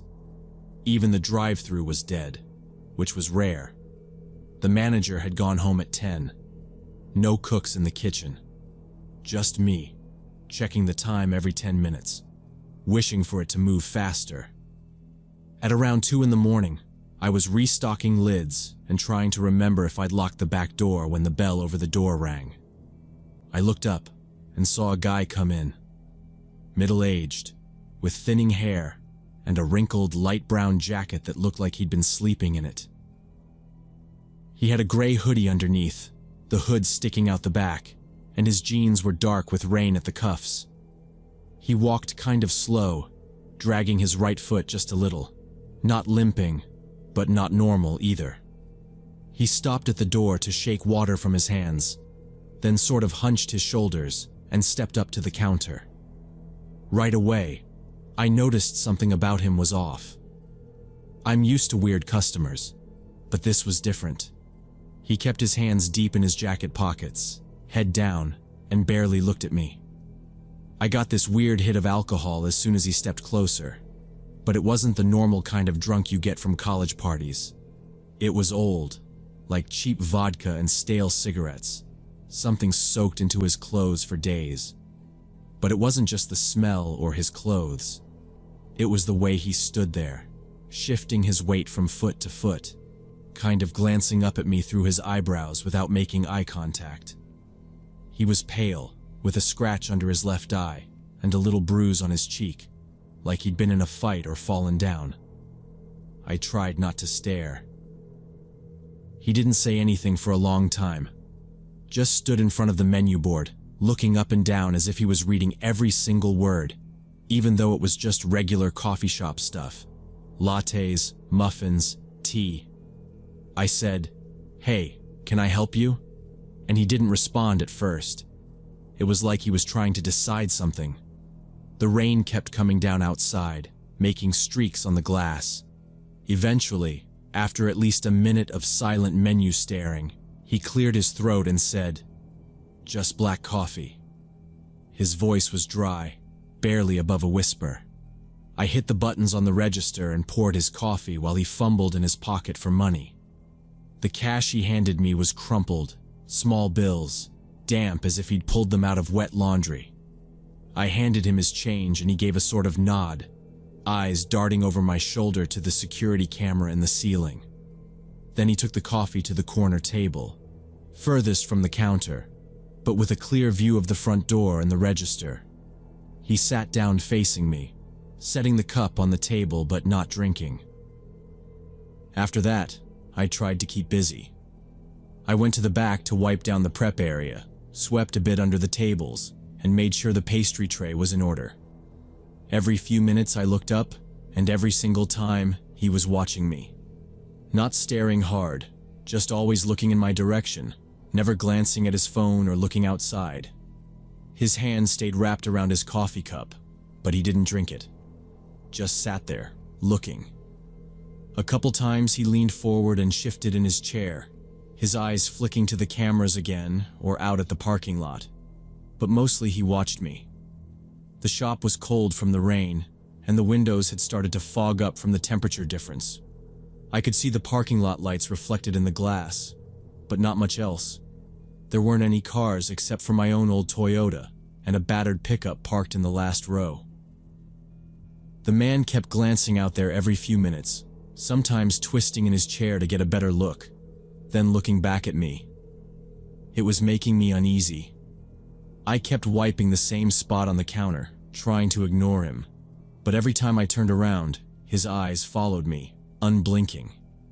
I pretended to check the syrup bottles, then ducked into the little supply closet just off the main counter, telling myself I'd take out the trash in a few minutes so I wouldn't have to be out in the open. I could hear the chair creak as he shifted again. When I stepped back out, I caught him looking up at the clock above the exit, then quickly back at the window, then at me again. My skin was crawling. The man hadn't even sipped his coffee, but he hadn't made a move to leave either. I tried not to make eye contact, but every single time I looked over, his eyes were locked on me, following my every step. After about 30 minutes, he stood up slowly and made his way back to the counter. His coffee was still sitting untouched on the table, steam long gone. I kept wiping the surface in front of me, trying to look busy. He leaned forward on the counter, too close, hands still in his jacket pockets. "You here all night?" he asked casually. I nodded without looking up, pretending not to catch the tone in his voice. "What time do you get off?" he said next. I forced a smile. My coworker's on break. He'll be back any minute. I think he's grabbing something from the gas station. He squinted. There's a gas station around here? I shrugged. Maybe 10 minutes down the road. Not far. He nodded slowly, eyes scanning the front of the shop, then looking back at the empty parking lot. That's kind of a long break. He always leave you alone like this? I shook my head. No, usually just quick stuff. He's probably back soon. He leaned in closer. You live around here? I didn't answer. He tilted his head. You walk or drive? I stepped slightly to the side, toward the wall where the phone was mounted. Why? I asked. Just curious, he said, voice low now. You look young. Shouldn't be out here alone. I kept my eyes on the phone, my hands slowly moving under the counter toward the panic button. You got security at night? He asked. Sometimes. He smiled. So, not tonight. I stepped back again, inching toward the register. You really shouldn't lie, he said. It's not smart. Not when you're by yourself. He moved in just enough to block the end of the counter. I could feel my heart hammering in my chest. He wasn't yelling or making a scene, but every word felt like a test. He was pushing, trying to see how much he could get away with. I was just about to press the panic button when the front door chimed. Evening, Sarah, a loud, familiar voice called out. It was Bill, one of the regulars. He walked in with his usual heavy boots and trucker jacket, big thermos in one hand, and positioned himself right next to me at the counter like he'd been invited. The strange man turned his head slightly, eyes narrowing. Bill gave him a nod but didn't smile. The guy mumbled something I couldn't catch and backed off slowly, eyes darting toward the door. He stepped away from the counter, hands still in his pockets, then turned and walked out fast. His coffee was still on the table, untouched, lid still on. The door chimed again as it closed behind him. Bill set his thermos down. You all right? I nodded, but it was shaky. You know that guy? He asked. No, he was asking a lot of personal stuff. Wouldn't stop. Bill looked toward the door, then back at me. You want me to stay till your shift's up? I nodded again. Please. He sat at the counter with me, sipping his coffee, talking about nothing important, traffic, weather, some joke about his GPS. But I couldn't stop glancing at the window every few seconds. He walked me to my car at the end of my shift, standing by until I was inside with the doors locked. Only then did he head back to his rig. The next day, I went straight to my manager and told him everything. He didn't ask questions or brush it off, just nodded, took notes, and by the end of the week, we had new protocols. A private security guard started coming in from 11 to 5. We got a new panic button wired directly to dispatch, not just the building alarm. I also started parking in different spots and varying my route home. I stopped using the same door every night. Made sure someone knew I was working each shift. Bill kept checking in. So did a few other truckers after they heard the story. People noticed. That was the surprising part. People really noticed when something wasn't right. The man never came back. But I still think about it. Not every night, but often enough. How he watched me like he had all night. How he started small, with quiet questions. How calm he was. How casual. Like he was figuring me out in real time. I don't care anymore about seeming rude. I don't pretend I'm okay when I'm not. Because the truth is, someone like that isn't just awkward. They're testing you. They're looking for an opening. And you don't always get someone like Bill to walk in at the right time. You only get one chance to act before things go too far.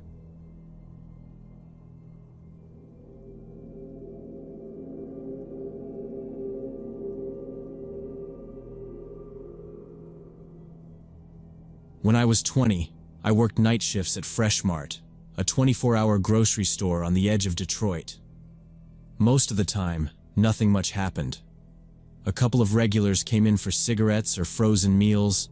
Sometimes a trucker would grab a sandwich and a coffee, and I'd kill time restocking shelves, watching old TV shows on my phone behind the counter. There was this constant hum from the fluorescent lights, mixed with the occasional whir from the fridge doors. The parking lot always looked kind of bleak at night, full of potholes and old oil stains, barely lit by 2 yellow lamps near the store's entrance. Sometimes I'd stand at the sliding glass doors just to break up the monotony, watching cars drive past on 8 Mile, or counting the seconds between the rumble of trains on the tracks behind the store. That night, it was dead quiet. It was a Wednesday, about 2 in the morning, and I was halfway through reloading the tobacco display when I saw headlights sweep across the parking lot. At first, I barely paid attention. People pulled in all the time just to turn around or use the Wi-Fi. But this one stuck. A blue pickup, older, rust on the sides, one headlight a little dimmer than the other. The truck didn't park right away, just idled there, engine rattling loud enough I could hear it through the glass. After a minute, the driver flicked off his lights but stayed put. I watched him through the window because something felt wrong about it. He didn't get out. He just sat in the driver's seat, leaning forward, elbows up on the steering wheel. After a few minutes, I noticed him digging through his glove box. Sometimes he'd check his phone, then go back to rummaging. He kept glancing at his mirrors and, every so often, up at our entrance, like he was making sure nobody was watching. He seemed to be waiting for something, but for what?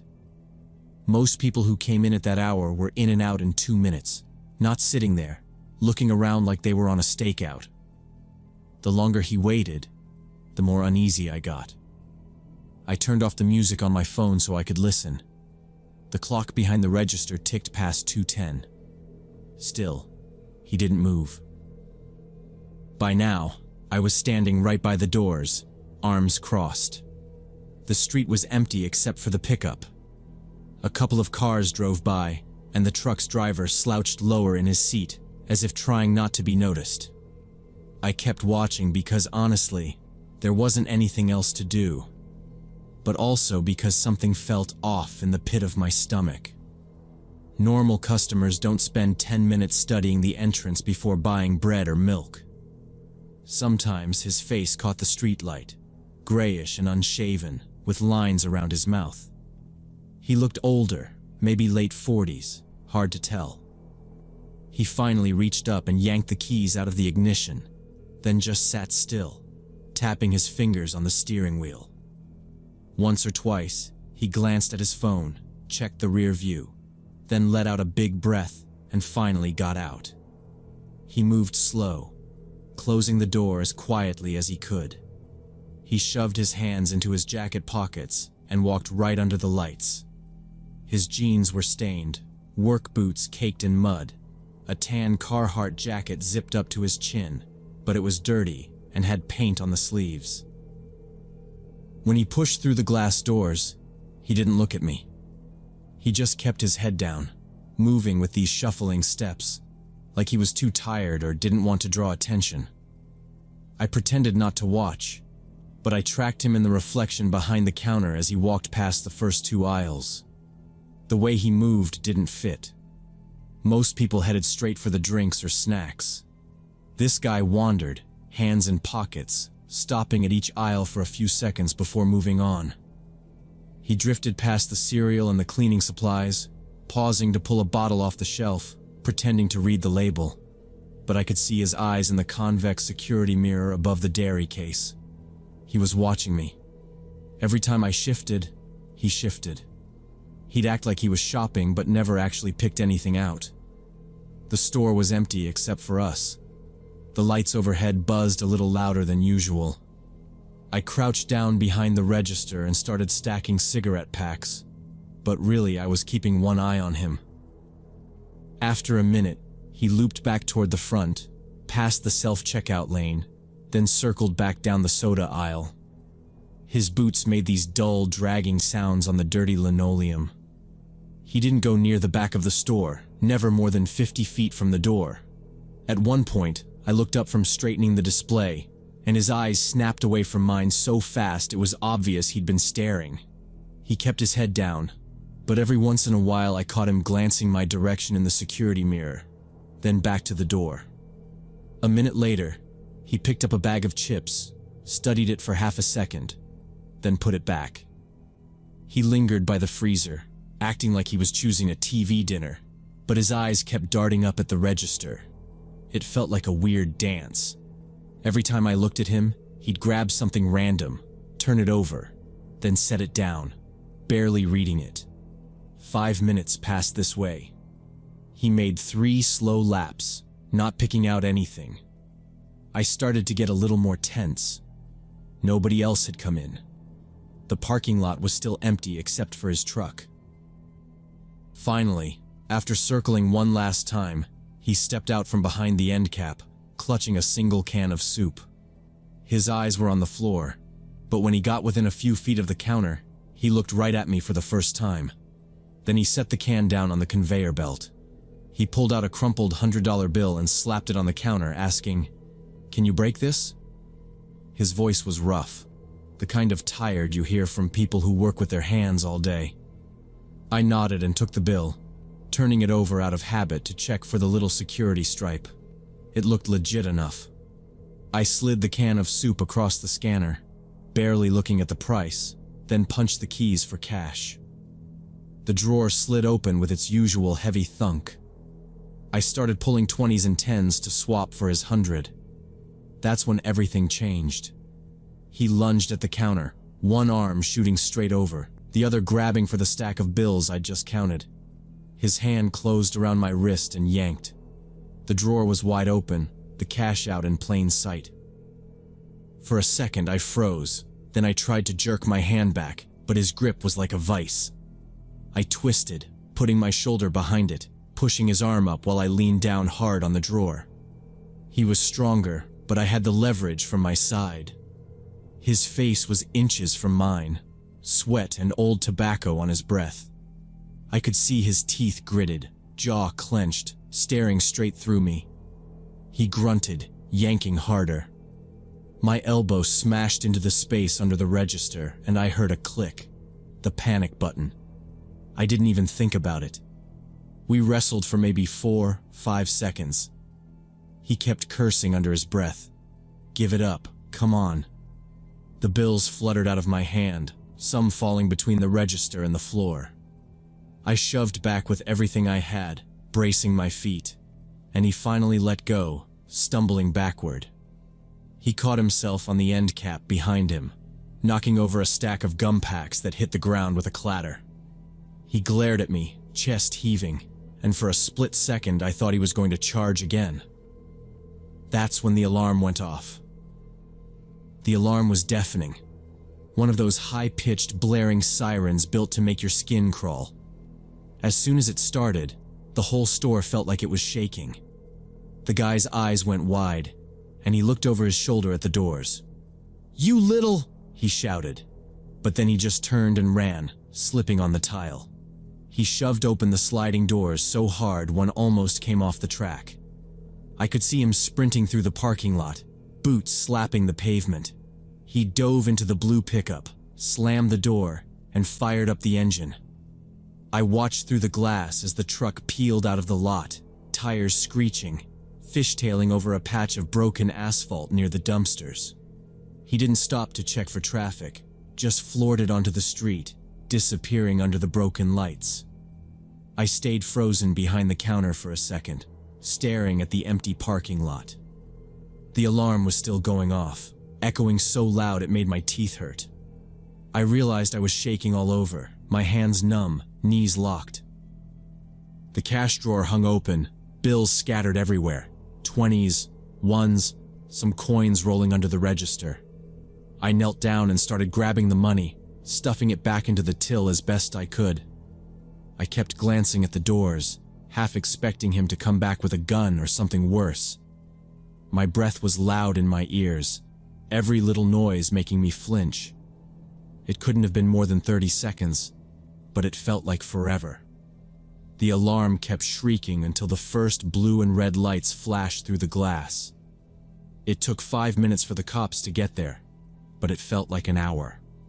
The officers came in quick, 2 in uniform, 1 plain clothes with a notepad already out. One of them walked the aisles, hand on his holster, just in case. The others started asking me questions right away. Name. What happened? What did the guy look like? I tried to answer, but my voice kept catching. I pointed to the pickup, told them about the duct-taped license plates, the work clothes, the way he'd acted before coming in. The third cop started dusting for prints on the counter, brushing powder across where the guy's hands had been. They took my statement, walking through each second. The detective asked about the panic button, and I showed him where my elbow had hit it. They asked if he had a weapon. I told them no, but he didn't need one. He was big, desperate, and angry. They pulled the security footage, rewinding and fast-forwarding through the camera angles. The detective paused on a shot of the blue pickup, zooming in on the license plate. "That's duct tape," he muttered, then looked at the other officer. "Same as the others." They told me this wasn't the first robbery like this. The guy fit the description from 3 other night shift hits in nearby towns. Always late, always alone, always picking places just outside the city. No weapons most times, just brute force. He'd hit a gas station the week before, and a convenience store out in Redford a month earlier. They'd never gotten a clear plate or a full face on any camera, and always the same blue pickup with covered tags. The officers combed the lot for more evidence, checked for any dropped items, but didn't find much. They told me to let my boss know and to keep the store closed for the rest of the night while they finished up. I stood outside by the police car, shivering even though it wasn't cold. They took pictures, dusted the door handles for prints, then finally let me back inside.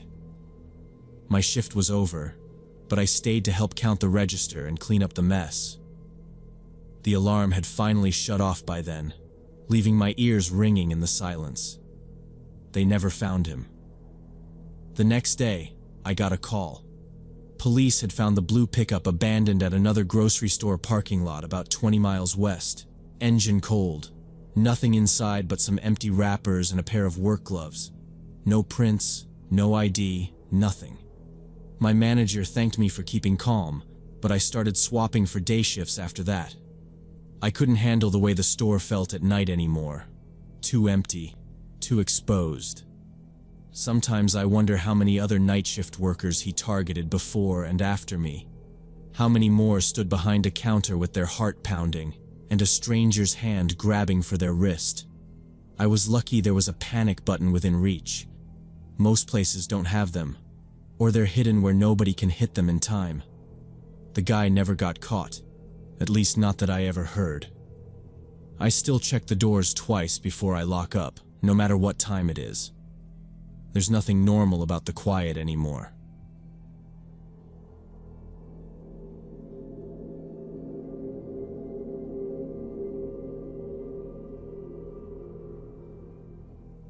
I was working night patrol on Highway 89 between Oakdale and Riverside when I spotted the abandoned pickup. It was 3:15 a.m., and this blue truck sat on the shoulder with its tailgate down and stuff scattered everywhere. My headlights washed over the whole mess as I slowed down, then flipped my flashers on and pulled over. I got out and right away could see the mess wasn't just a couple bags or an old tire. There was a wide arc of stuff. Papers, clothes, a toolbox tipped over, hand tools half buried in the gravel, a pair of muddy work boots lying side by side but pointing in different directions. A battered jacket, stained and too big for anyone I'd seen in town, was tangled around a hubcap at the edge of the weeds. The air was cold, my breath puffing out in front of me as I took my flashlight from the cruiser and walked toward the open driver's door. The pickup was old, Ford maybe, paint mostly faded out, the kind of vehicle you saw on job sites or tucked behind barns. From a few feet away I could see the ignition was punched, wires hanging loose, chunks of plastic on the floor. Someone had gone at it with a screwdriver or maybe a chisel. The door hung open, interior light shining on an empty seat covered with fast food wrappers and greasy paper bags. In the bed, a dirty tarp was bunched up next to a stack of old magazines and a box that had been tipped, contents spilled down the bumper. The tailgate was hanging off one hinge. I radioed dispatch, gave them the plate number, and said I'd found an abandoned vehicle about 6 miles out from the Oakdale exit, just past mile marker 37. My voice sounded too loud in the dark. They told me to stand by while they ran the plates. I kept my flashlight moving across the ground, noticing a glove, a pack of cigarettes, more paper, an empty tool belt. It looked like someone had grabbed whatever they could carry and bolted. Or maybe they were looking for something in a panic and just started throwing things out. The shoulder was muddy, with a couple tire ruts leading straight back onto the road, but no other car tracks. I shined my light into the cab, looking for a wallet or a phone, but all I saw was a greasy fast food bag on the passenger side and some old receipts stuck under the sun visor. Dispatch called back. The truck was reported stolen last week from a construction site on the east side of Oakdale, probably used to haul tools or scrap and then dumped out here. They told me to secure the scene, keep anyone from approaching, and wait for backup. I closed the driver's door just enough to stop the dome light from killing the battery and kept my flashlight sweeping the area. Inside the cab, I could see some junk on the floor, so I leaned in for a closer look. There were a couple bent spoons, a lighter, a plastic bag with white residue, and an empty whiskey bottle tucked under the seat. The whole inside smelled like spilled booze and something else, thick and sour, with a whiff of marijuana that hit me as soon as I opened the other door. It was bad enough I stepped back to clear my head. This was definitely a drug dump, maybe a thief who got spooked and ran, or passed out and wandered off into the fields. I let dispatch know I needed another unit and started a careful search with my light, first along the ditch by the road, then back toward the nearest tree line. There was frost on the grass, and the weeds were crushed flat in a few spots. But it was the footprints that got my attention. Not shoe prints. Bare feet, by the look of it. Maybe someone had lost their boots running, or ditched them on purpose. The prints went from the back of the truck in a jagged line across the gravel and through a break in the low brush, then disappeared into the dark. My radio crackled and I told backup to step it up, that I might have a suspect on foot and possibly intoxicated or high. I kept my hand near my holster just in case, flashlight beam steady and low to the ground. The tracks led straight to a thicket of bushes about 50 yards from the road. The brush was heavy, tangled branches and old trash snagged in the lower limbs. I paused for a second, listening.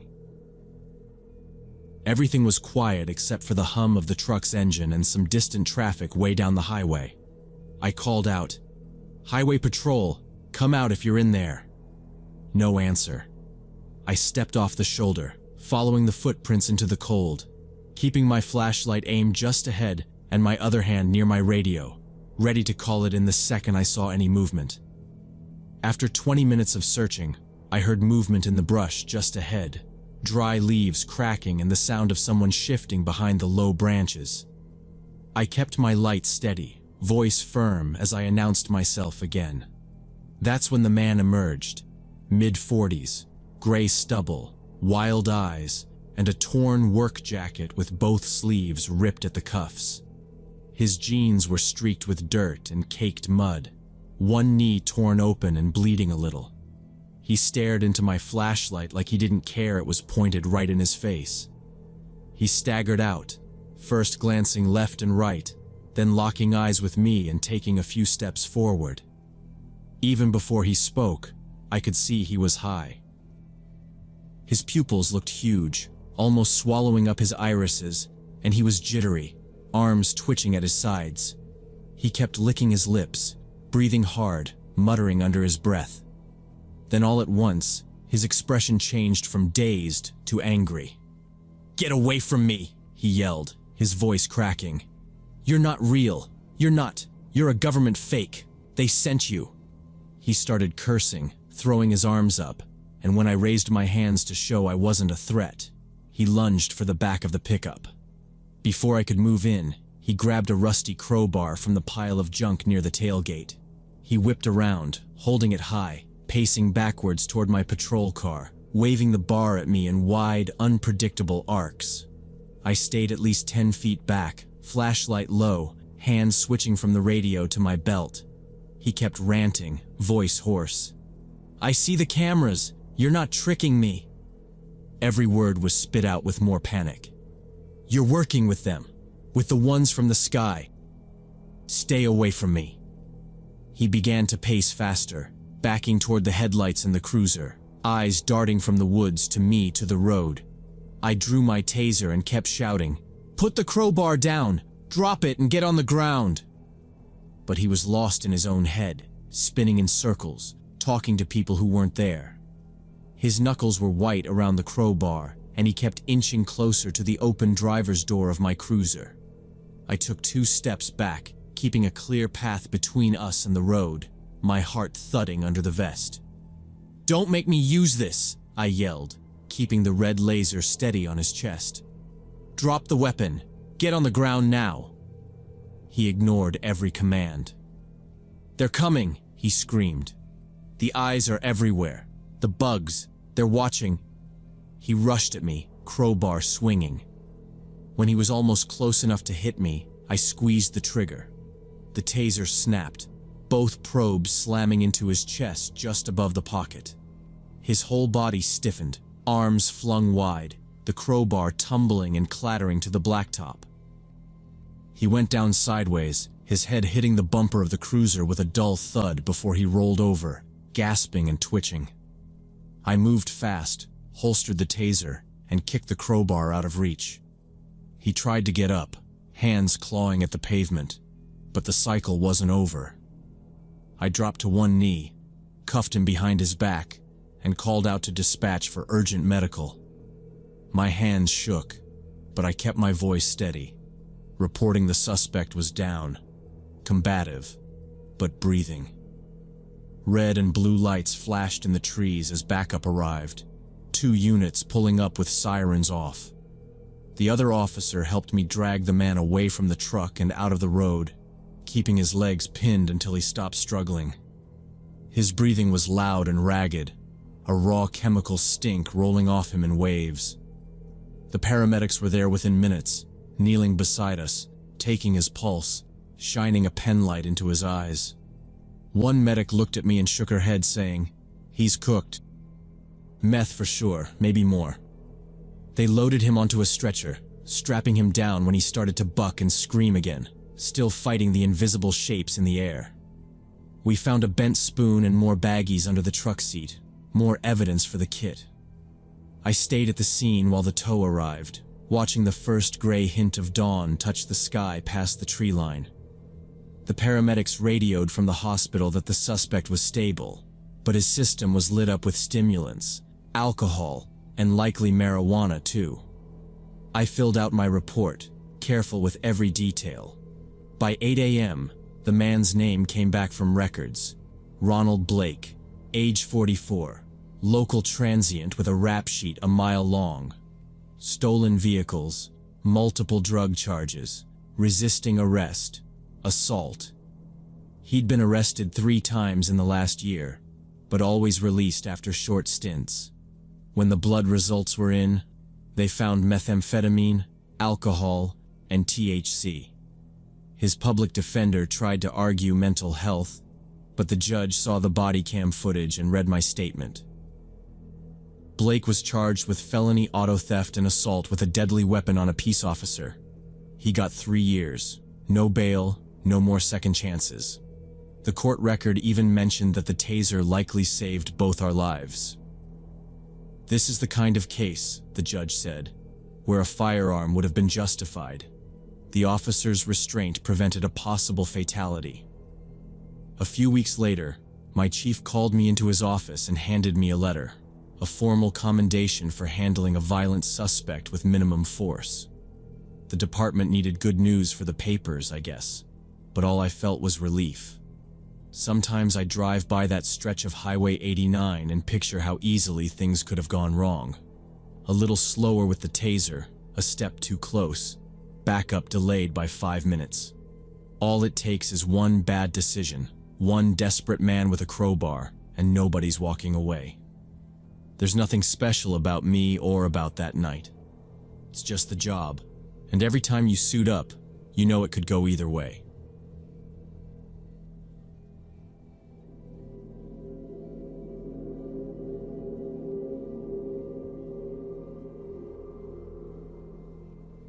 When I was 35, my buddy Steven and I went hunting in remote Alaska during early October. We'd spent months planning it, bought our tags, and saved up for gear all summer. It was supposed to be a perfect break. No work, no phones, just us in the woods for 2 weeks. We drove up in Steven's old pickup, packed with rifles, tarps, and coolers. The logging road we took was barely a road at all, half overgrown, ruts so deep the truck scraped more than once. We finally reached the spot late on a Friday, sun setting, the trees black silhouettes against a sky going purple. We picked the spot because it was far from any marked trail and ended in a clearing with just enough space for a tent and fire ring. First day, we scouted around. The forest was thick with spruce, moss everywhere, and it felt like nobody had been there in years. We found fresh tracks near a shallow creek and set up a couple trail cameras. All day there was a feeling of peace, that kind of quiet that only happens way out, with nothing around but wind and the occasional raven. The first night, the firelight flickered on the bark, and the only sound was the wood cracking. Steven boiled water for freeze-dried meals. He said, "We might not see anyone for 2 weeks." I agreed. We wanted it that way. The next few days passed slow and steady. We woke before dawn, checked the cameras, sometimes splitting up for a few hours before coming back to cook breakfast. No sign of people, no planes, no distant gunshots. Each evening we talked over the maps and plans for the next day, marking where we'd seen tracks or heard something move. The nights dropped below freezing, but we stayed warm enough. Everything just felt normal.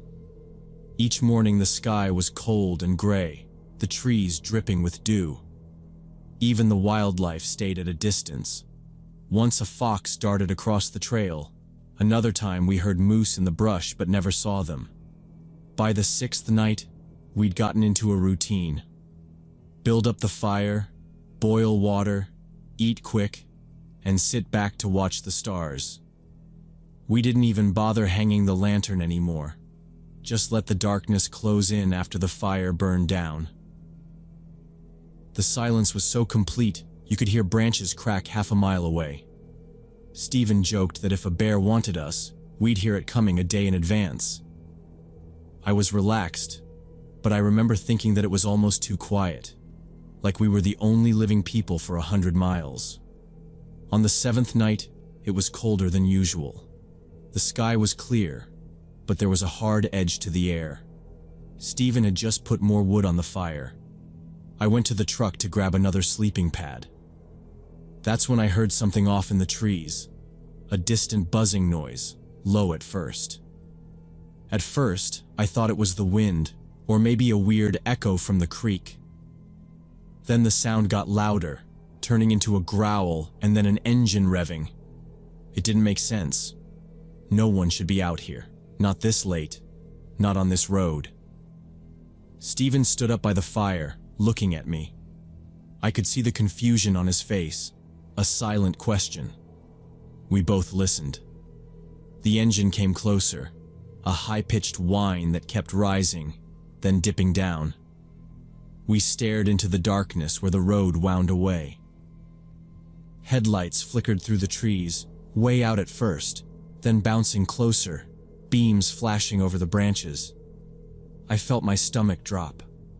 The sound wasn't like a pickup or ATV. It was lighter, more erratic, like a motorcycle or a small quad, but with something wrong in the rhythm. The fire crackled behind us. Steven slowly reached for his flashlight, but didn't turn it on. We both crouched low, staying close to the fire's light, but out of full view. The engine noise kept coming, bouncing off the trees, too loud for the distance. It was coming straight toward us. We didn't speak. There was no reason for anyone to be up here this late at night, not unless they were lost, or up to no good. As the noise grew, I could hear music now, a tinny thumping that grew louder with the motor. I saw the outline of a four-wheeler, a big old ATV, charging up the last slope toward our clearing. The headlights swung wild, bouncing off our truck and the tent. Whoever was driving was in no hurry to slow down, just barreled straight into our camp like he owned the place. Steven and I stood, not moving, hands at our sides, waiting to see what kind of trouble this was. The ATV roared to a stop near the fire, throwing dust over our gear. The guy on it was big, maybe 50, with a beer can in his hand and a thick camo jacket over jeans. He had speakers zip-tied to the handlebars, blasting old rock music, and his helmet dangled by its strap from one hand as he jumped off. He looked right at us, eyes unfocused, jaw tight. His face was red, and he staggered as he tried to stand straight. The whole clearing reeked of alcohol. I could see his eyes scanning our setup, flickering over our rifles, the tent, the truck. He started shouting before he even cut the engine. "Pack up your stuff and get the hell out. You're on private property." His voice boomed over the music, louder than anything we'd heard all week. He kicked at the dirt and waved his beer can at us like he was swinging a weapon. "You hear me? This is my family's land. You got 2 minutes to go before I run your asses off myself." Steven stayed calm, holding both hands out, palms open. "We're just here hunting. Check the maps. This is Forest Service land. We got permits," he said, voice low, steady, trying not to escalate. But the man wasn't listening. He stomped closer, beer sloshing over his boots, still shouting. "Don't care what you got. This is our property. Outsiders come up here thinking they own the place, but you don't belong here." I felt the tension thicken, like every muscle in my back had locked up. The ATV's lights swung back and forth as the man jabbed a finger at the fire, at our gear. "Get moving, or I'll make you move." Steven shot me a look that said, "This guy's off his rocker." The man's voice cracked with anger, slurring his words. I kept my hands where he could see them, not moving an inch.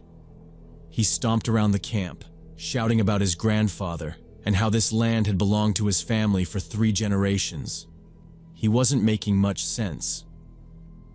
Steven tried to talk him down, repeating that we'd checked the property lines, that everything we'd done was legal, but the man wouldn't listen. He kept shouting, louder each time. "No one's welcome up here. You're trespassing. You hear me? You're trespassing." Every time Steven spoke, the man cut him off, getting angrier, pacing faster. Steven and I exchanged another glance. The whole situation was bad, and it was getting worse by the minute. We stood still, not making any sudden moves, just waiting for the guy to make his next move. The man kept circling the fire, beer in one hand, swinging the other at the air, spitting out his words, looking more unstable every second. The man kept his engine running and drove tight, erratic circles around our tent, making the whole shelter shake from the vibrations.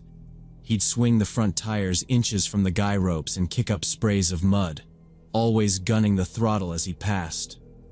I could see the glare of his headlights slicing across our faces and hear the music thumping from his handlebars. Each time he came around, he'd lean in close, yelling threats.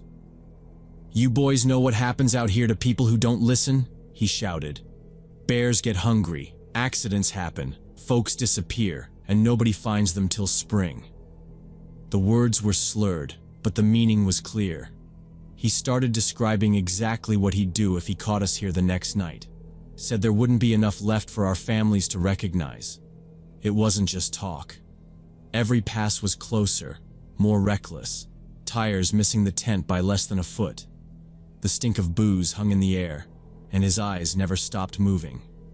After the fourth or fifth loop, Steven stepped back from the fire and watched me. We both knew there was nothing to say that would calm this guy down. The last time he came around, he jerked the handlebars hard and nearly clipped our cooler.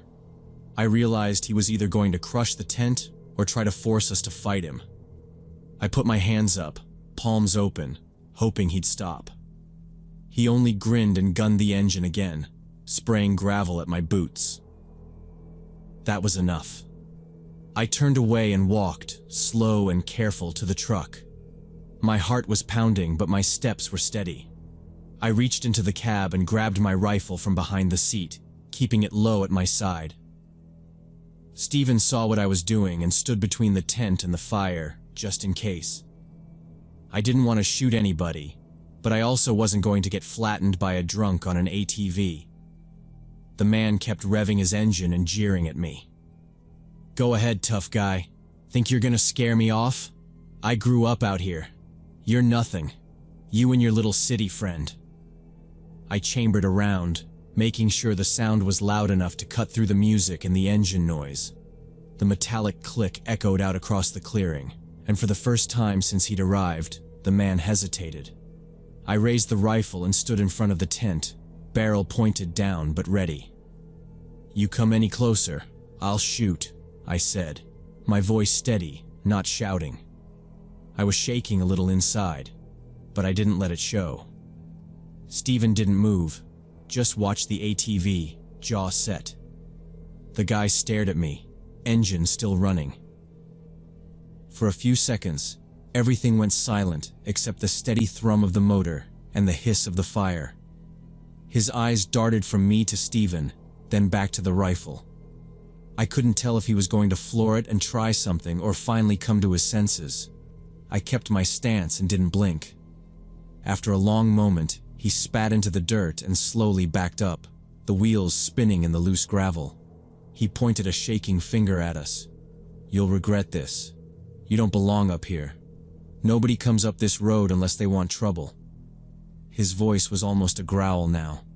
He kept shouting as he turned the ATV around, cursing and screaming that we'd be sorry, that people have accidents up here all the time. We stood there, watching, until the taillights bounced away through the trees. Even then, the engine didn't disappear completely. It sounded like he just parked a little ways off, maybe watching, maybe waiting for us to let our guard down. Neither of us even tried to sleep that night. We sat by the fire, backs to the tent, rifle loaded and across my lap. Steven kept the hatchet in his hand, eyes flicking from the road to the trees, listening for the engine or footsteps. Every now and then, we'd hear a branch snap in the dark, but it could have been anything. My stomach twisted every time the wind changed, bringing the faint smell of exhaust and cigarettes. We took turns keeping watch until dawn, the cold and tension making the hours drag. At first light, we didn't say much. We started packing up, moving fast and quiet, stuffing sleeping bags and shoving gear into the truck without the usual care. Steven kept glancing at the road, and I checked behind us every few minutes. As we worked, I noticed muddy tracks looping all around the clearing, tire marks just inches from where we'd been sleeping. We threw the last of the gear in and doused the fire with water, not bothering with breakfast. The engine sound was gone now, but I didn't trust it. I kept the rifle in the cab and locked the doors as soon as we climbed in. We drove out, tires slipping in the ruts. The whole way back down the logging road, every shadow in the trees looked like movement. Steven kept an eye on the rear view, expecting to see the ATV or its rider behind us. About halfway to the main road, we passed a cluster of trailers, broken down vehicles in the yard, old tarps over the windows, piles of junk stacked around the doors. It was clear people lived there, but nobody came out. I recognized the ATV in the weeds next to a blue trailer, its lights still on. When we finally got to town, we stopped at the gas station. I felt every muscle in my neck finally start to loosen up. We looked rough, mud-streaked, tired, red-eyed. Inside, I asked the woman behind the counter if anyone had ever had problems with a guy on an old ATV up in the hills. She just sighed and nodded. "That's probably one of the McCready boys," she said. "Family's been out there forever. They think the whole forest is theirs. You're not the first ones they've chased off. Won't be the last either." She told us people had tried reporting them before, but nothing ever stuck. The land was public, but that didn't stop the McCreadys from claiming it as their own. Hunters, campers, even hikers had all been harassed, threatened, or worse over the years. The town just lived with it. "Best thing you did was leave," she said, ringing up my coffee. "Some folks just get mean when they feel threatened." We drove the rest of the way home in silence, both of us watching the woods in the mirror, half expecting to see headlights or hear the engine again. I didn't talk about the trip to anyone for a while. Sometimes, isolation just makes people strange. But sometimes, it makes them dangerous too. I learned that in Alaska, trouble doesn't always come from bears or weather.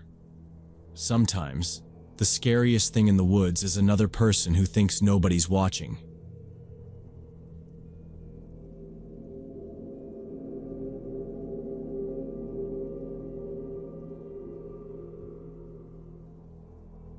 Last year, I was working night shifts at Oregon City Hospital when this whole nightmare started.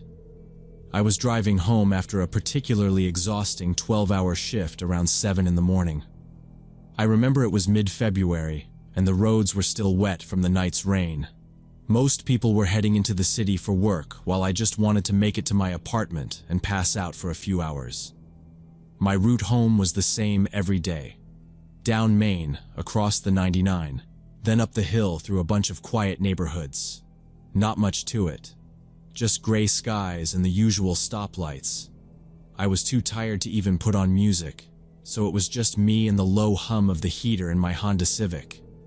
Not even 5 minutes into the drive, I noticed a red pickup truck pull onto the road behind me. Didn't think anything of it at first. Maybe some contractor headed to an early job. He kept a little closer than I liked, but I figured he just wanted to pass. There were a lot of cars like that in the mornings. I slowed down as I got near a school zone, giving him space. But instead of going around, he dropped his speed, matching mine. I checked my mirror. The left lane was wide open. He could have passed easy, but he just stayed there, way too close. I turned onto Willow Street and watched as his truck followed. At first, I told myself I was being paranoid. Maybe it was just a weird coincidence. The guy could be headed anywhere. But every time I switched lanes, he did the same. When I slowed down for a yellow light, he did too.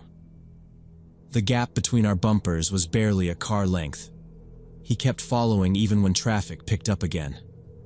Every few seconds I'd check the mirror and see his headlights glaring behind me, like he was waiting for something.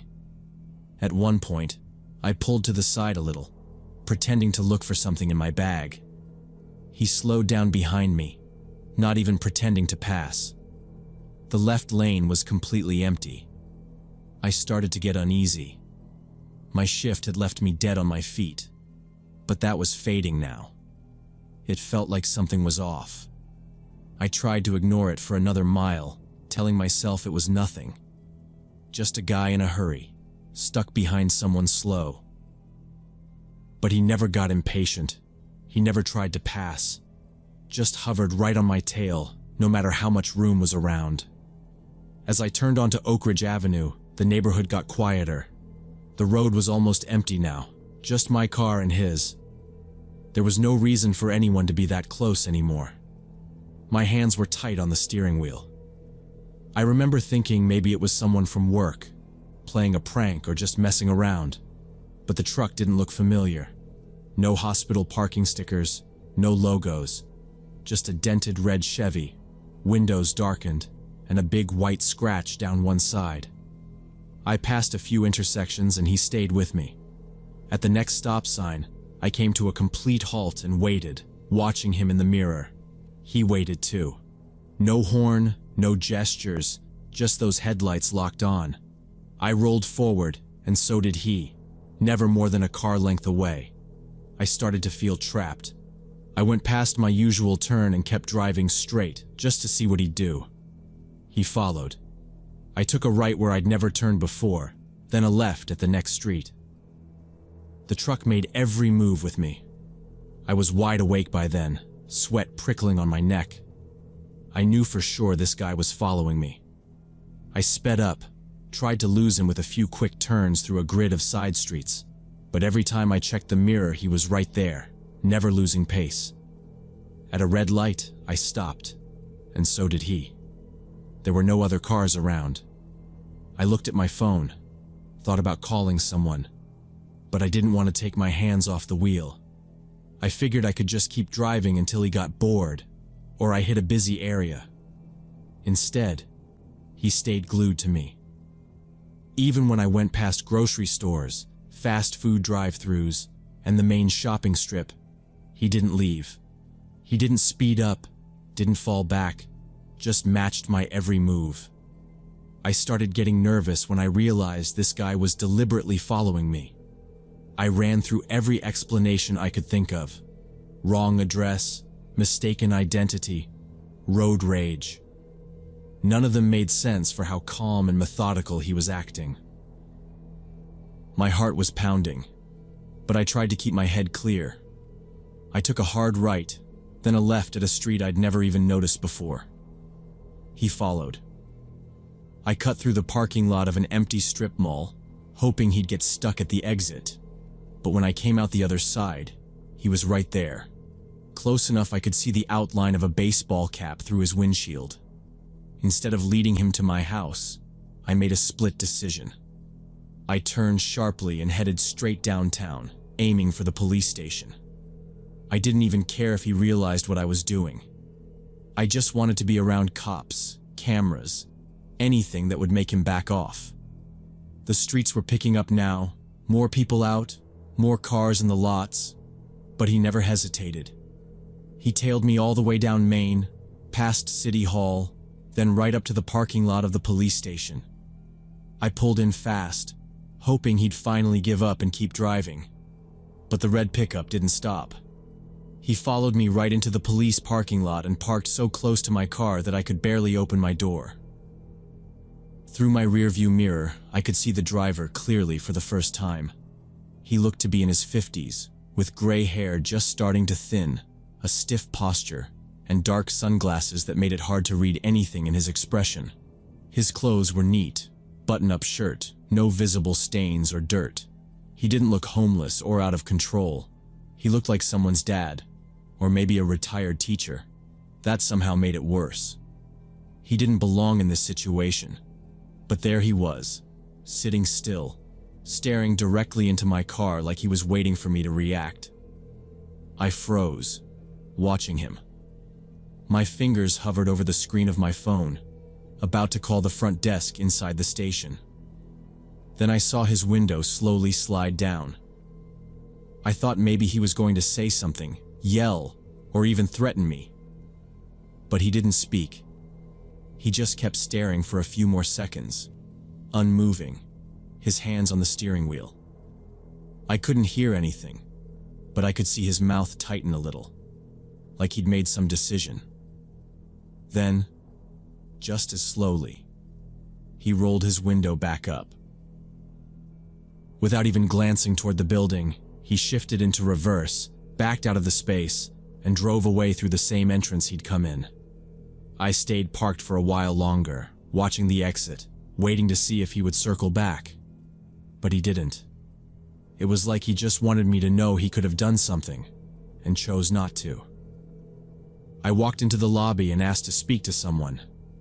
The desk officer, a tall guy with tired eyes and a buzz cut, took my statement seriously. He listened carefully as I described the man, his truck, and what had just happened. When I gave him the license plate, he asked me to repeat it twice, then checked it against a list. After typing for a minute, he nodded slowly and said something that made my stomach turn. They'd had other reports. Red pickup trucks, usually driven by older men, following women, mostly nurses, during early morning hours. Some reports came from nearby towns, others from just a few blocks away. They'd arrested one guy 2 weeks ago, but had to let him go when the witness couldn't positively ID him. No charges stuck. Since then, the truck sightings had started again. I filled out everything they asked for, then left the station feeling a little safer, but not by much. I drove home taking the long way, checking my mirrors at every stoplight. The lot at my apartment was mostly empty, just a couple of my neighbors' cars and the usual delivery van parked near the dumpster. I sat for a second before getting out, scanning the street, then rushed inside and bolted the door behind me.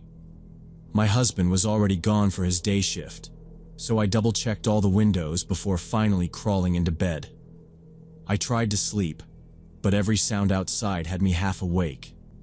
When I finally did fall asleep, I didn't stay down long. By the time I woke up, it was past noon. The light was sharp through the blinds, and my head felt heavy. I went to the kitchen, made coffee, and opened the curtains just to make sure everything still looked normal. That's when I saw it. A small piece of white paper, barely hanging under the windshield wiper of my Civic. It flapped once in the breeze and then stuck flat. I stared at it for a few seconds before walking outside. My feet felt numb in my slippers. I didn't touch the note at first, just stood in front of it, reading the message that had been written in black ink. It was only a few words. My personal cell number, printed exactly right, and underneath, "I know where you work." I didn't grab it. I didn't move. My hands started shaking, and I backed away from the car, straight back into the apartment without locking the car door behind me.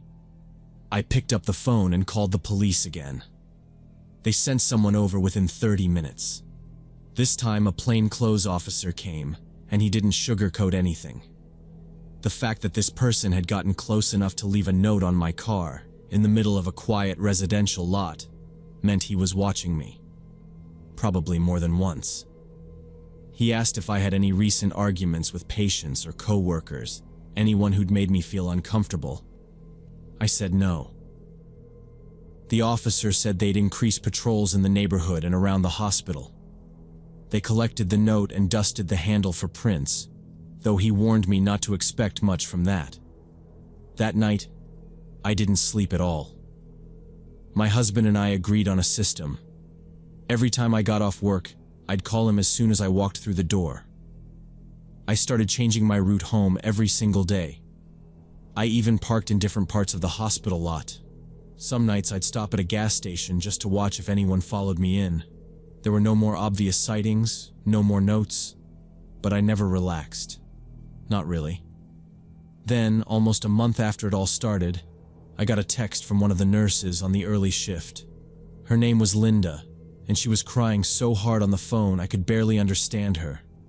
She said she'd been walking to her car in the hospital parking garage when a man tried to force her into a van. She screamed. Another nurse was just coming in and saw the struggle. They called security. He ran, but not fast enough. 2 officers were already nearby on patrol. He didn't get far. They caught him hiding between 2 cars in the lower level. He had duct tape, zip ties, and a pair of gloves in his pockets. They arrested him on the spot. I got a call from the detective that afternoon asking if I could come down and identify someone. It was the same man. The gray hair, the sunglasses, the neat clothes, the same red pickup, impounded now and full of maps, old patient IDs, and printed schedules from the hospital's website. He'd been a patient discharged 6 months earlier from our psychiatric unit. Paranoid delusions, mostly, but nothing violent on record at the time. After his release, he lost his apartment. No family contact, no follow-ups. Somewhere in that time his thoughts had turned. He believed we'd poisoned him. He started tracking nurses, trying to find the ones he remembered from his stay. I was one of them. So was Linda. He'd written our names on a list found in the glove box, along with half a dozen others. There were photos, too. Some of them taken from the hospital lobby. A few taken from inside his truck. I don't work night shift anymore. I transferred to another department on day hours and switched cars. We moved to a different apartment across town. The hospital added more security, but I still check my mirrors every morning. I still avoid taking the same way home more than twice in a row. Because sometimes, the people we try to help remember us in ways we never intended. And sometimes, that memory can turn into something dangerous. Something that doesn't go away, even when you're no longer on their radar.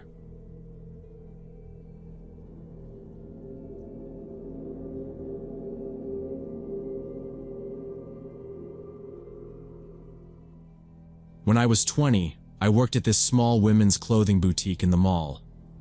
It wasn't one of those big chain stores, just a regular, sort of old-fashioned shop with racks of blouses, a glass jewelry case, and a faded blue carpet that looked like it had been there for decades.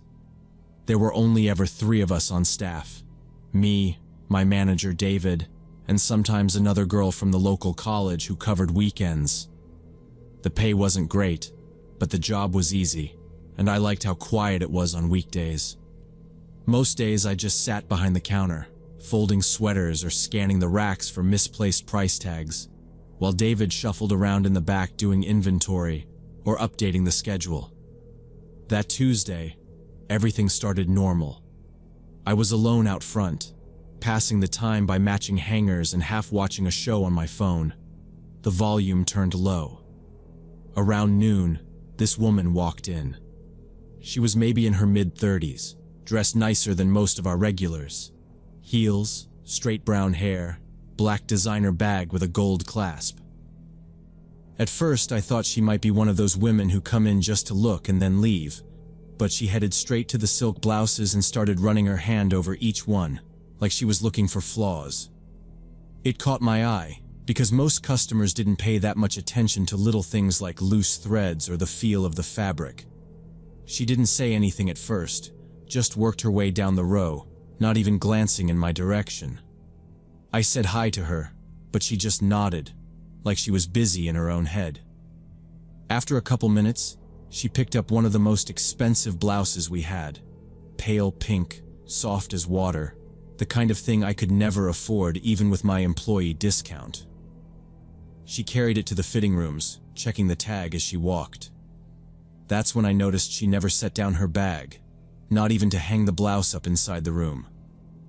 She shut the door, and I heard hangers clattering softly. There was nothing unusual for a few minutes, but I kept glancing over anyway. I had this weird feeling, not even a worry really, just a sense that she was taking longer than people usually did for a single blouse.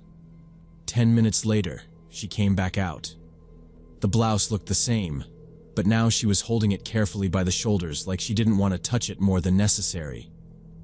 I didn't think much about it until she set it on the counter in front of me, standing up very straight, and said, "You need to wash and iron this before I buy it. It smells like a warehouse." She didn't even say please, just stared at me with this flat look. I tried to be polite, told her, "I'm sorry, but we're not allowed to wash or iron clothes in the store. Everything comes straight from the supplier." That's when her whole attitude shifted. She didn't raise her voice at first, but the words got sharp. "That's not good enough," she said. "Why should I pay full price for something that smells like chemicals? This is unprofessional." Her voice carried across the store. I tried to keep calm, told her again that we couldn't do special requests like that, and offered to see if we had another blouse in the back. She didn't let me finish. "You expect me to pay over $100 for this?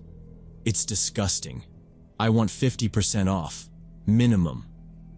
I glanced around, hoping David might hear us from the stockroom, but the back door was still closed. I tried lowering my own voice, hoping she'd match my tone, but she just kept getting louder. "If you cared about your customers, you'd make sure your clothes were actually wearable," she said. How do you expect anyone to buy from this dump? A few shoppers had started turning to look, but the woman didn't care at all. Her hand was clenched on the counter, and she leaned in so close I could smell her perfume, something sharp and floral.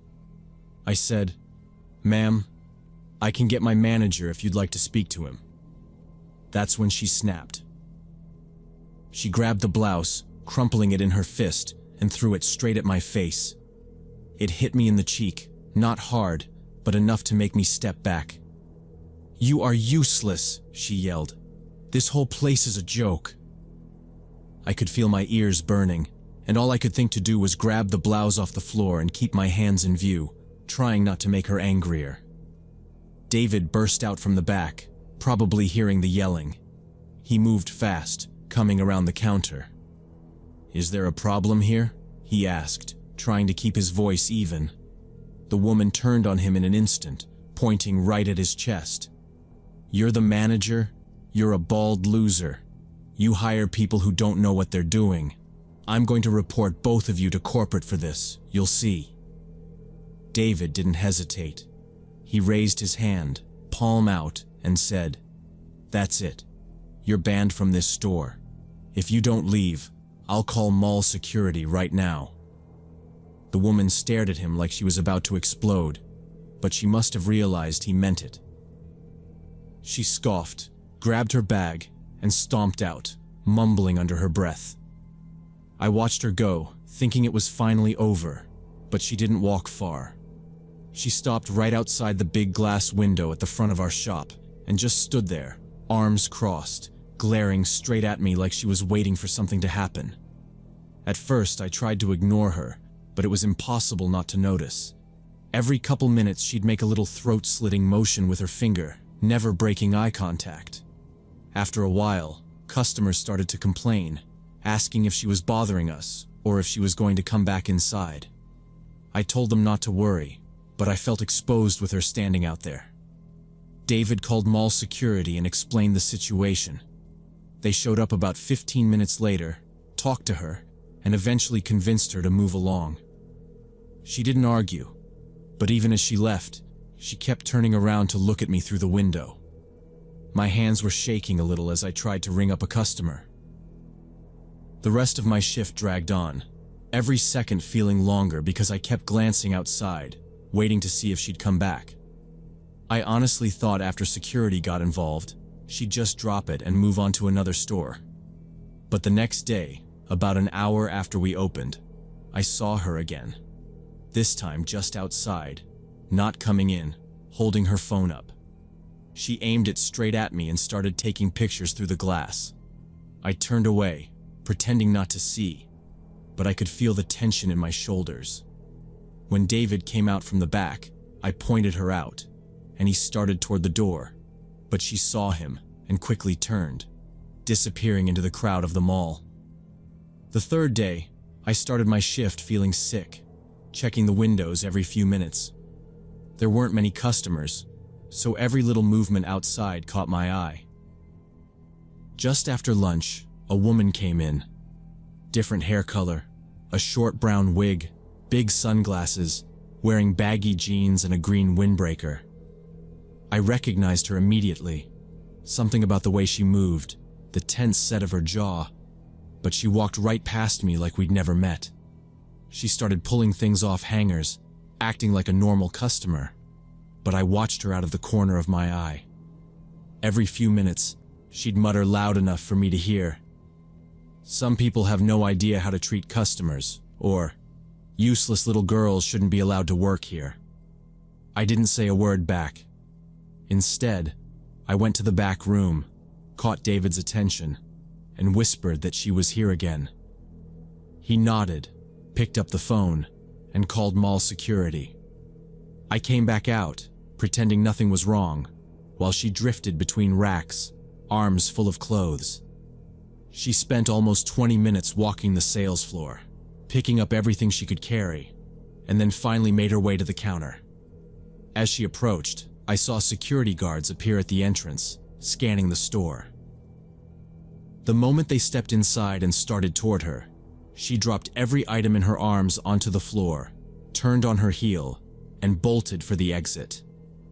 As she reached the door, she paused, looked straight at me, and hissed, "I know where you park your car." Then she disappeared down the hallway before anyone could stop her. My whole body went cold. I felt like I couldn't breathe. David tried to calm me down, said we'd get a security escort to my car after work. But all I could think about was her voice and those words. When my shift ended, 2 guards walked me out, eyes scanning the lot for anyone lurking. My car was fine, but the feeling of safety I used to have was just gone. That night I called the police and told them everything that happened. They listened, took down my statement, but said unless she actually hurt me or damaged something, there wasn't much they could do. I asked if they could at least have someone watch for her, and they agreed to speak with mall security, increase patrols, and let the other stores know to call them if she showed up again. The next day, I changed my routine.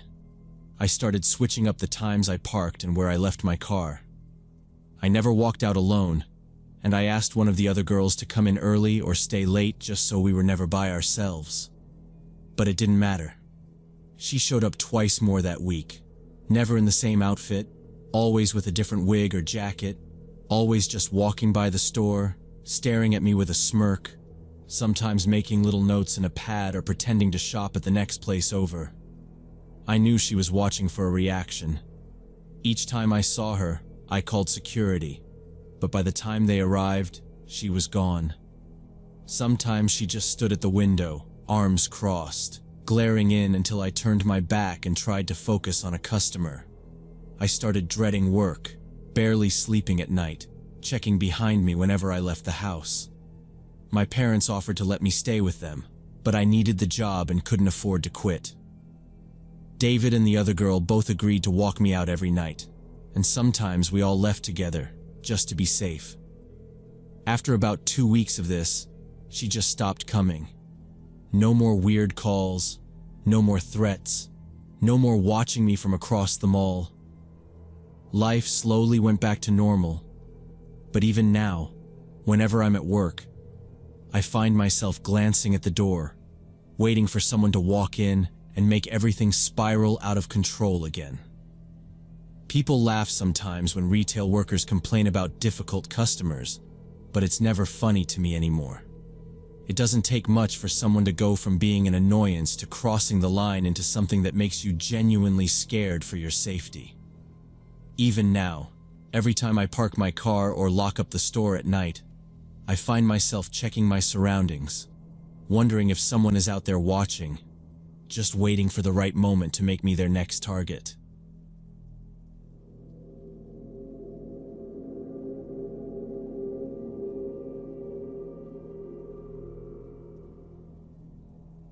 When I was 18, I used to hitchhike around my small Colorado town pretty often, especially at night when the buses stopped running early and I didn't feel like walking for miles in the cold. I never thought much of it. People around here were usually decent, and most drivers were older folks just heading to or from work. It became routine. This was January last year, and the winter had been rougher than usual. That night it was about -15, maybe colder with the wind chill. I bundled up in 2 hoodies and a puffy jacket and stepped out onto Oak Street. I was planning to head to Mountain View Park to meet up with a friend, maybe smoke a bit and hang out for a while before heading back. There was snow on the sidewalks, but not fresh. More like frozen slush packed down over the days. My boots were slipping a bit, and my nose was already starting to go numb. I held out my thumb as I walked. A couple cars passed by without even slowing down. After about 15 minutes, I was starting to regret not just staying home. That's when a blue Toyota sedan pulled over. The guy rolled down the passenger side window and leaned toward it. He looked to be in his 40s, salt and pepper stubble, wearing a black beanie and a puffy vest over a thermal. He smiled in this way that didn't seem threatening, just kind of tired. "You need a ride?" he asked. I nodded. "Hop in, man. It's freezing out here." As soon as I got in, I noticed how warm it was inside. My glasses fogged up instantly. He turned up the heater and asked where I was going. I told him Mountain View Park, and he nodded like he knew exactly where that was. "I'm Mark," he said, holding out his hand. I shook it quickly, then kept my hands in my lap. "Just coming back from a work party. Office stuff. You'd think it'd be more exciting, right?" I gave a polite chuckle. He smelled strongly of cologne at first, but once the heater kicked higher, the scent of alcohol started to come through. It was subtle at first, just the tail end of his words sounding a little slower than normal. But once he started talking more, it got more obvious. "You know," he said, glancing at me sideways, "you don't look like most kids out walking this late. You're clean. I like that. Got a certain look to you." That was the first thing that made me pay closer attention. I gave him a short, non-committal thanks, but I didn't smile. He didn't sound aggressive, but something about the way he said it felt too practiced. We drove in silence for a bit. I kept glancing at the street signs, counting the blocks. The snow outside made the world seem quiet, muffled. The streets were nearly empty, just a few porch lights glowing through the dark. Then Mark turned the heat down and cracked the window slightly. "You know, sometimes I just drive around like this," he said. "Peaceful at night. Plus, I meet interesting people like you." He said, "interesting," with this inflection that made my stomach tighten a little. I looked at the clock on the dash. It was 10:48. We were still a few minutes from the park. I shifted in my seat, pretending to adjust my coat. "You want the main entrance, or?" he started to ask, then trailed off. Instead of finishing the question, he reached over and placed his hand on my knee. I froze. His hand was firm, not casual, not friendly. "We could go to my place instead," he said, his voice slower now, the slur in his words impossible to ignore. "Warm up properly. I've got coffee. Something stronger too." I didn't say anything at first. I just reached for the door handle, trying to keep calm. It didn't budge. I looked down and realized there was no unlock button on my side, at least not where it should be. Some older cars still had the manual pull-up locks. This one didn't. I glanced at him. His eyes were still on the road, but he had this smile that didn't match the coldness behind it. "I'm just trying to help you out," he said. "You looked cold. You still look cold." "I'd rather go to the park," I said firmly. He didn't answer right away. Just tightened his grip on the steering wheel and let out this short sigh through his nose. Then he chuckled, shaking his head. "Man, people are always so jumpy. I'm a good guy. You don't need to be scared." But his tone had shifted.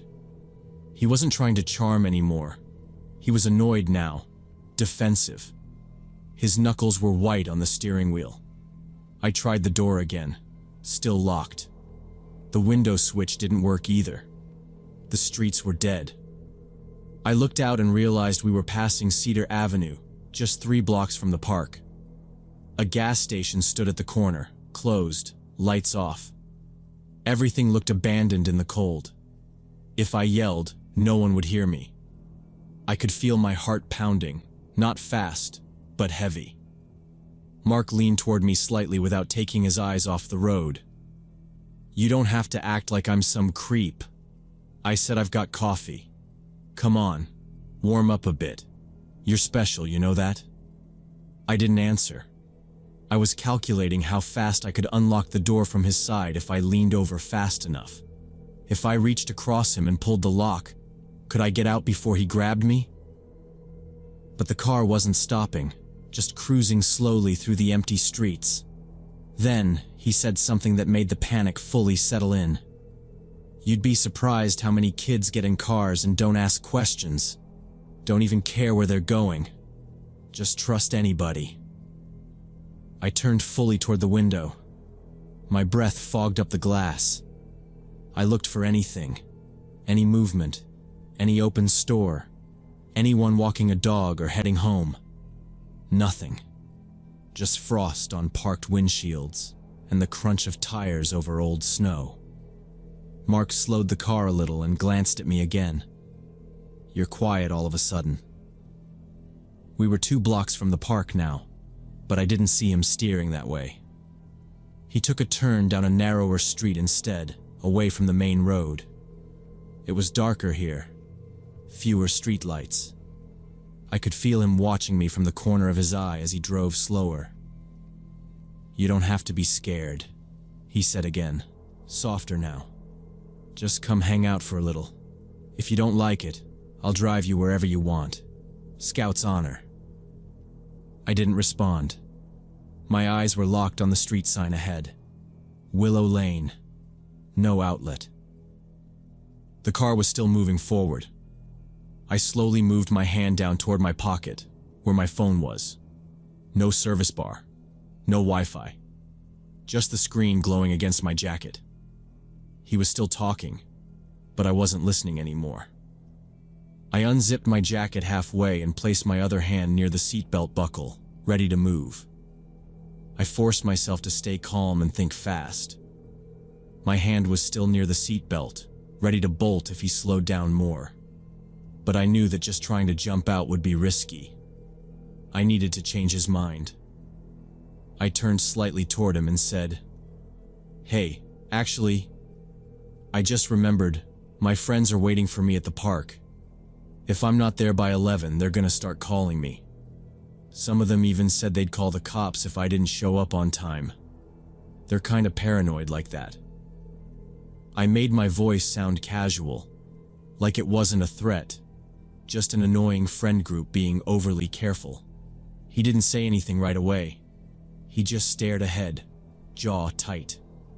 The car was rolling slowly down Willow Lane, the narrow street with no exit. His grip on the wheel shifted, knuckles flexing. "Friends, huh?" he said finally. "Yeah, they're already there, waiting for me. I told them I'd be there before 11 sharp." It was 10:57. I could see his eyes flick toward the rearview mirror, maybe checking the time. He didn't answer for a long few seconds, just kept driving slowly toward the dead end. Then, without warning, he tapped the brakes and came to a stop in the middle of the street. My heart skipped. He looked at me again. "You don't gotta act scared. I'm not gonna do anything." I didn't respond. I kept my breathing even and kept my face blank. After a beat, he leaned across and pressed the lock button. I heard the door click open. "You can go," he said, "but tell your friends not to be so damn dramatic next time." I didn't wait to hear anything else. I pushed the door open, stepped out fast, and slammed it behind me. I didn't run immediately. I didn't want him to think I was scared. But once I was past his headlights and he couldn't see me clearly anymore, I cut into the trees lining the road and ducked behind a thick trunk. I crouched there, watching through the branches. My breath was fogging in the cold air again. He hadn't driven off yet. His brake lights were still glowing red, engine idling. I stayed low. My legs were already starting to go numb from the cold, but I didn't move. Mark just sat there. 10 minutes passed, then 15. He shifted gears a few times. Once, he backed up a little, then pulled forward again. It was like he was arguing with himself. I was half afraid he was going to get out and start calling for me. But he didn't. After 20 minutes of that, he finally put the car in gear and pulled away, slow at first, then picking up speed as he turned off the street. The sound of his tires crunching snow faded. Still, I waited. I didn't move for another 10 minutes. I kept listening, scanning the street between the trees in case he'd circled back. But the road stayed empty. Eventually, I stood up, legs stiff, and made my way back toward the edge of the park. It was dead silent. Not a single car or person anywhere. The trees around the edge of Mountain View Park looked black against the dim orange glow of the street lamps, and even the swings were still, frozen stiff from the cold. There was no way I was going to wait around there. I pulled my phone out again. Still no signal. I remembered that there was a 24-hour Denny's about a mile away. I turned around and started walking, staying close to fences and bushes in case I had to duck and hide again. Every time I heard a car in the distance, I crouched low and waited to see what direction it came from. I didn't see that blue sedan again. After 15 minutes, I saw the Denny's sign glowing ahead. The windows were fogged up, but the lights inside looked warm. I pushed through the front door and sat in a booth near the back. The waitress gave me a tired look and dropped a menu on the table without saying anything. Once I was sure I wasn't being followed, I called my parents. I told them I'd walk to the diner because the friend I was meeting at the park had bailed, and I didn't want to freeze waiting. I didn't tell them anything about the man or the ride. I already knew if I did, they'd lose their minds, and that would be the end of any freedom I had. My mom said they'd be there in 10 minutes. I sat at the booth, hands wrapped around the mug of water the waitress brought me, and just stared at the fog on the window. The heat from the building was starting to unthaw my clothes, and I could feel the sweat from panic starting to chill again under my layers. I kept glancing out toward the parking lot until I saw my dad's SUV pull up. I didn't say anything on the way home, and neither did they. After that night, I stopped hitchhiking completely. It wasn't even a debate in my head anymore. I deleted the rideshare forums I followed online and installed Uber the next day. I figured if I was going to get into a stranger's car again, I'd at least have their name, license plate, and app tracking in place. I even started taking photos of the car and texting it to a friend every time I got in, just in case. The next few weeks were quiet. I went back to school, kept to myself. I didn't tell anyone except one close friend what had happened. She didn't even seem surprised. She told me she'd had weird run-ins too, and said I should be glad I got away before anything happened. Then, about 3 months later, that same friend texted me a screenshot from Facebook. It was a community safety post, one of those warnings about suspicious behavior in the area. Several girls from nearby neighborhoods had reported a man in a blue sedan pulling up to them late at night, offering rides, sometimes getting aggressive when they refused. One girl said he followed her for 3 blocks after she turned him down. The comments were full of people asking for details, license plates, police reports, whether anyone had been hurt. But nothing had come of it. Just warnings, rumors, pieces of stories. The police hadn't caught anyone. I stared at that screenshot for a long time. There was no photo of the man, just descriptions that all matched. 40s, grayish stubble, dark beanie, blue Toyota. I never saw him again, but just knowing he was still around made my stomach twist. Sometimes I lie awake wondering what would have happened if I hadn't lied about the friends at the park. What if I'd panicked and tried to jump out early? What if he hadn't believed me and locked the doors again? I got lucky. That's all it was. Just luck. But luck runs out. And no one should have to rely on it when they're sitting in the passenger seat of a stranger's car.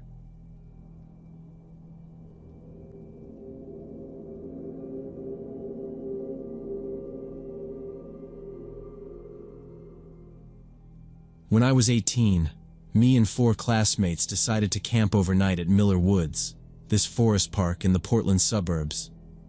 We weren't exactly close friends or anything, just a loose group from our senior class who happened to hang out a few times.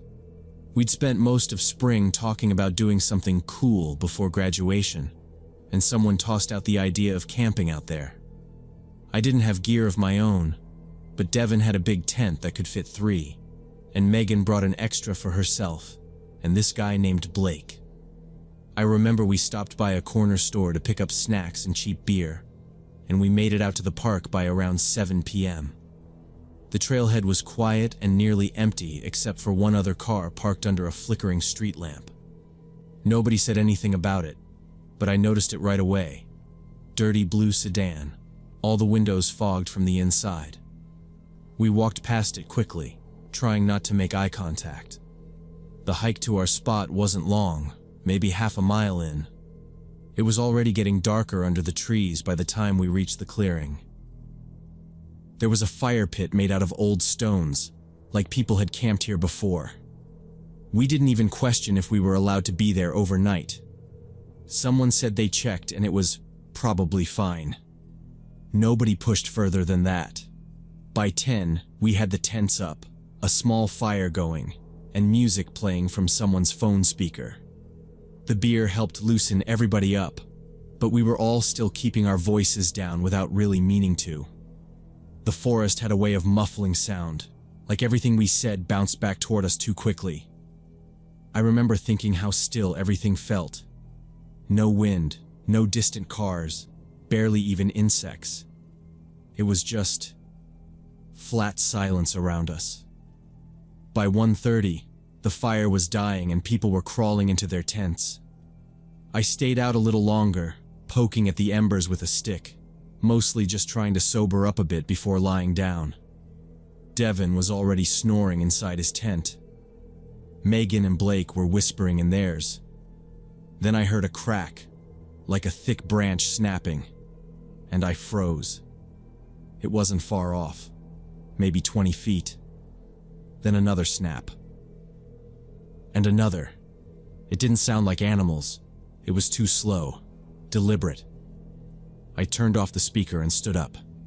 That's when I heard voices. Men. Talking low, like they were trying not to be heard but weren't doing a great job of it. I caught a few words. There. Light. Go around. I killed the flashlight and backed toward the tents. More snapping branches now, coming closer. The voices were still low, but they were getting nearer, and then suddenly 3 men stepped into the clearing. They weren't teenagers. These were grown men, probably in their 30s or 40s. All 3 wore camouflage jackets and beanies. One had a flashlight pointed right at me. Another had it swinging across the tents. Their faces were shadowed, but I could see just enough to know they weren't smiling. "This is our spot," the biggest one said. I didn't say anything. I was still standing by the dying fire, one hand half raised like I might wave or something. He stepped closer and said again, slower, louder, "You need to leave. Right now." I turned slightly toward Devin's tent, hoping someone else would come out and say something, but nobody moved. The second guy, the one with the flashlight on my face, pointed at the fire pit. "You think this is just public land, huh? Think you can roll in and set up wherever?" I muttered. "We didn't know anyone." "Didn't ask what you know," the first guy snapped. "We said leave." Then the third man, who hadn't said a word yet, walked straight up and kicked Devin's tent. Hard. Devin groaned inside. I heard zippers fumbling. The guy did it again, yelling, "Get up! You're not supposed to be here!" Megan screamed from her tent. The man with the flashlight laughed. Then he started yanking bags out from where we'd stacked them by the fire. Beer cans spilled out. A sleeping bag was tossed into the dirt. The guy with the bat stepped in and used it to scatter our stuff, hitting a cooler, knocking over a folding chair. The biggest one, he had a knife hanging off his belt, moved past me and leaned toward the tent where Megan and Blake were. "You got 5 minutes to clear out," he growled. "Or we start dragging people out ourselves." Blake finally unzipped the flap and peeked out. "Hey man, just chill out. We're leaving." The guy laughed again, but it wasn't like he found it funny. It was more like he was waiting for someone to resist, hoping we would. "You got beer. You got girls. You think this is a party zone?" He pulled the knife from his belt and flipped it in his hand. "This is our spot. Always has been. People like you don't belong here." I crouched down near the fire pit, trying to find my backpack, but it had been thrown somewhere behind me. Devin was crawling out of the tent now, barefoot and swaying, asking what was going on. One of the guys shoved him back with the bat. "Sit down," he said. Devin didn't argue. Blake came out of the tent next, arms raised, repeating, Okay, we're leaving. We'll go." But the men didn't stop. One of them walked behind the tents, shining his flashlight into the trees like he was checking for more of us. Another kept kicking things, our gear, the cooler, anything that made noise. It felt less like they were trying to scare us off, and more like they wanted to pick a fight. I grabbed Devin's arm and started pulling him toward the path. Megan was already behind me, carrying her sneakers in one hand and her phone in the other. Blake stayed back a few seconds longer, watching the guys to make sure they didn't follow. One of them, the one with the knife, pointed it toward the woods and barked, "That way, now." We didn't argue. We started down the path without looking back. We didn't argue or try to stand our ground. We just started grabbing what we could carry without fumbling. I got my backpack and one of the lanterns. Devin was still groggy but managed to grab the car keys. Megan had her shoes in one hand and was hugging a bundle of clothes to her chest. Blake carried the cooler with one hand and held Megan's arm with the other. The tension made everything feel heavier, like gravity itself was working against us. We didn't look back much, but we didn't need to. Their voices followed us. "Get out and don't come back. Stupid kids.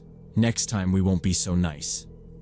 They followed us maybe 50 yards, just close enough that we could still hear the crunch of their boots on the trail behind us. I kept glancing over my shoulder to see if they were closing the gap. They weren't. They just stood on the trail after a while, partially hidden behind the trees, arms crossed, watching. One of them raised the baseball bat and rested it on his shoulder. I remember thinking that if he took even one step forward, I was dropping my stuff and sprinting. But they didn't follow past that. We walked the rest of the trail in silence, breathing hard, half jogging, hearts pounding. Nobody spoke until we saw the parking lot come into view, that lone flickering streetlight still sputtering in the corner. Our cars were untouched. Devin unlocked his and threw his pack inside. Megan started crying a little as she climbed into the back seat. I dropped into the passenger seat, my legs finally giving out under me. We left behind one of the tents, some food, and a couple of our bags. None of us wanted to go back for it. Not with those guys still somewhere out in the woods. As we drove away, I kept checking the rearview mirror, half expecting to see headlights behind us. But there was nothing. Just the empty road, the woods swallowing everything behind us. We didn't talk much during the ride home. Blake kept his hands tight on the wheel. Devin stared out the window like he wasn't seeing anything. Megan sat curled up in the back, hugging her legs. I think we all understood without saying it. We got lucky. By morning, the reality sank in. Parents started asking questions. Devin's mom noticed the missing gear and bruises on his arms. Megan told her older sister everything before breakfast. My dad looked at me and just said, "Something happened, didn't it?" So we told them. The police got involved fast. It turned out we weren't the first group to have issues out there. An officer told Megan's mom that local kids, guys in their 20s and 30s, had been treating parts of Miller Woods like their own property for a while. People had reported aggressive behavior, guys showing up drunk, threatening hikers or other campers, especially after dark. But every time someone called it in, the cops got there too late. No arrests, no names, just warnings. But now, they had a description. 3 adult males, all wearing camo, carrying weapons, threatening minors. We gave them everything we could remember. The height, the clothes, the knife on the belt, the baseball bat. Blake remembered the patch on one of their jackets. Megan described the bat down to the cracked grip tape. 2 days later, An officer called Devon's house. They'd arrested 2 guys who matched the descriptions, caught them drinking in the woods again, around the same area. One had a bat in his truck. The other was carrying a knife without a license. They got booked for harassment, illegal weapons, trespassing, and threatening minors. The officer didn't confirm if they were the exact same 3 from our night, but the tone in his voice said enough. Probably them. Or close enough. Even with those arrests, none of us ever went back. There was talk about going to collect our stuff with an escort or checking out the spot in daylight, but nobody really wanted to. Blake said he didn't want to even drive past the trailhead. Megan started refusing to go anywhere without solid cell signal. I didn't camp again until 2 years later, and only in well-known, crowded places. It changed the way I think about being outside. I always thought the worst you had to worry about was an animal getting into your food, or rain ruining your plans. Nobody warned us that sometimes the threat is human. That someone out there might decide a piece of public land is theirs, and that they're willing to hurt people to keep it that way. Not for money, not for revenge, just for power. Control. Even now, years later, I remember how helpless it felt. No cell service, no way to call for help.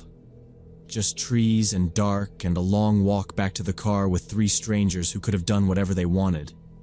If they'd been a little drunker or angrier, if one of us had said the wrong thing, I don't know how far it would have gone. I've played that night over and over, thinking about all the ways it could have turned out worse. The scariest part wasn't their weapons or their threats. It was how normal they looked. Just guys. Dirty jackets, tired eyes, casual cruelty. No reason for what they did beyond the fact that they could.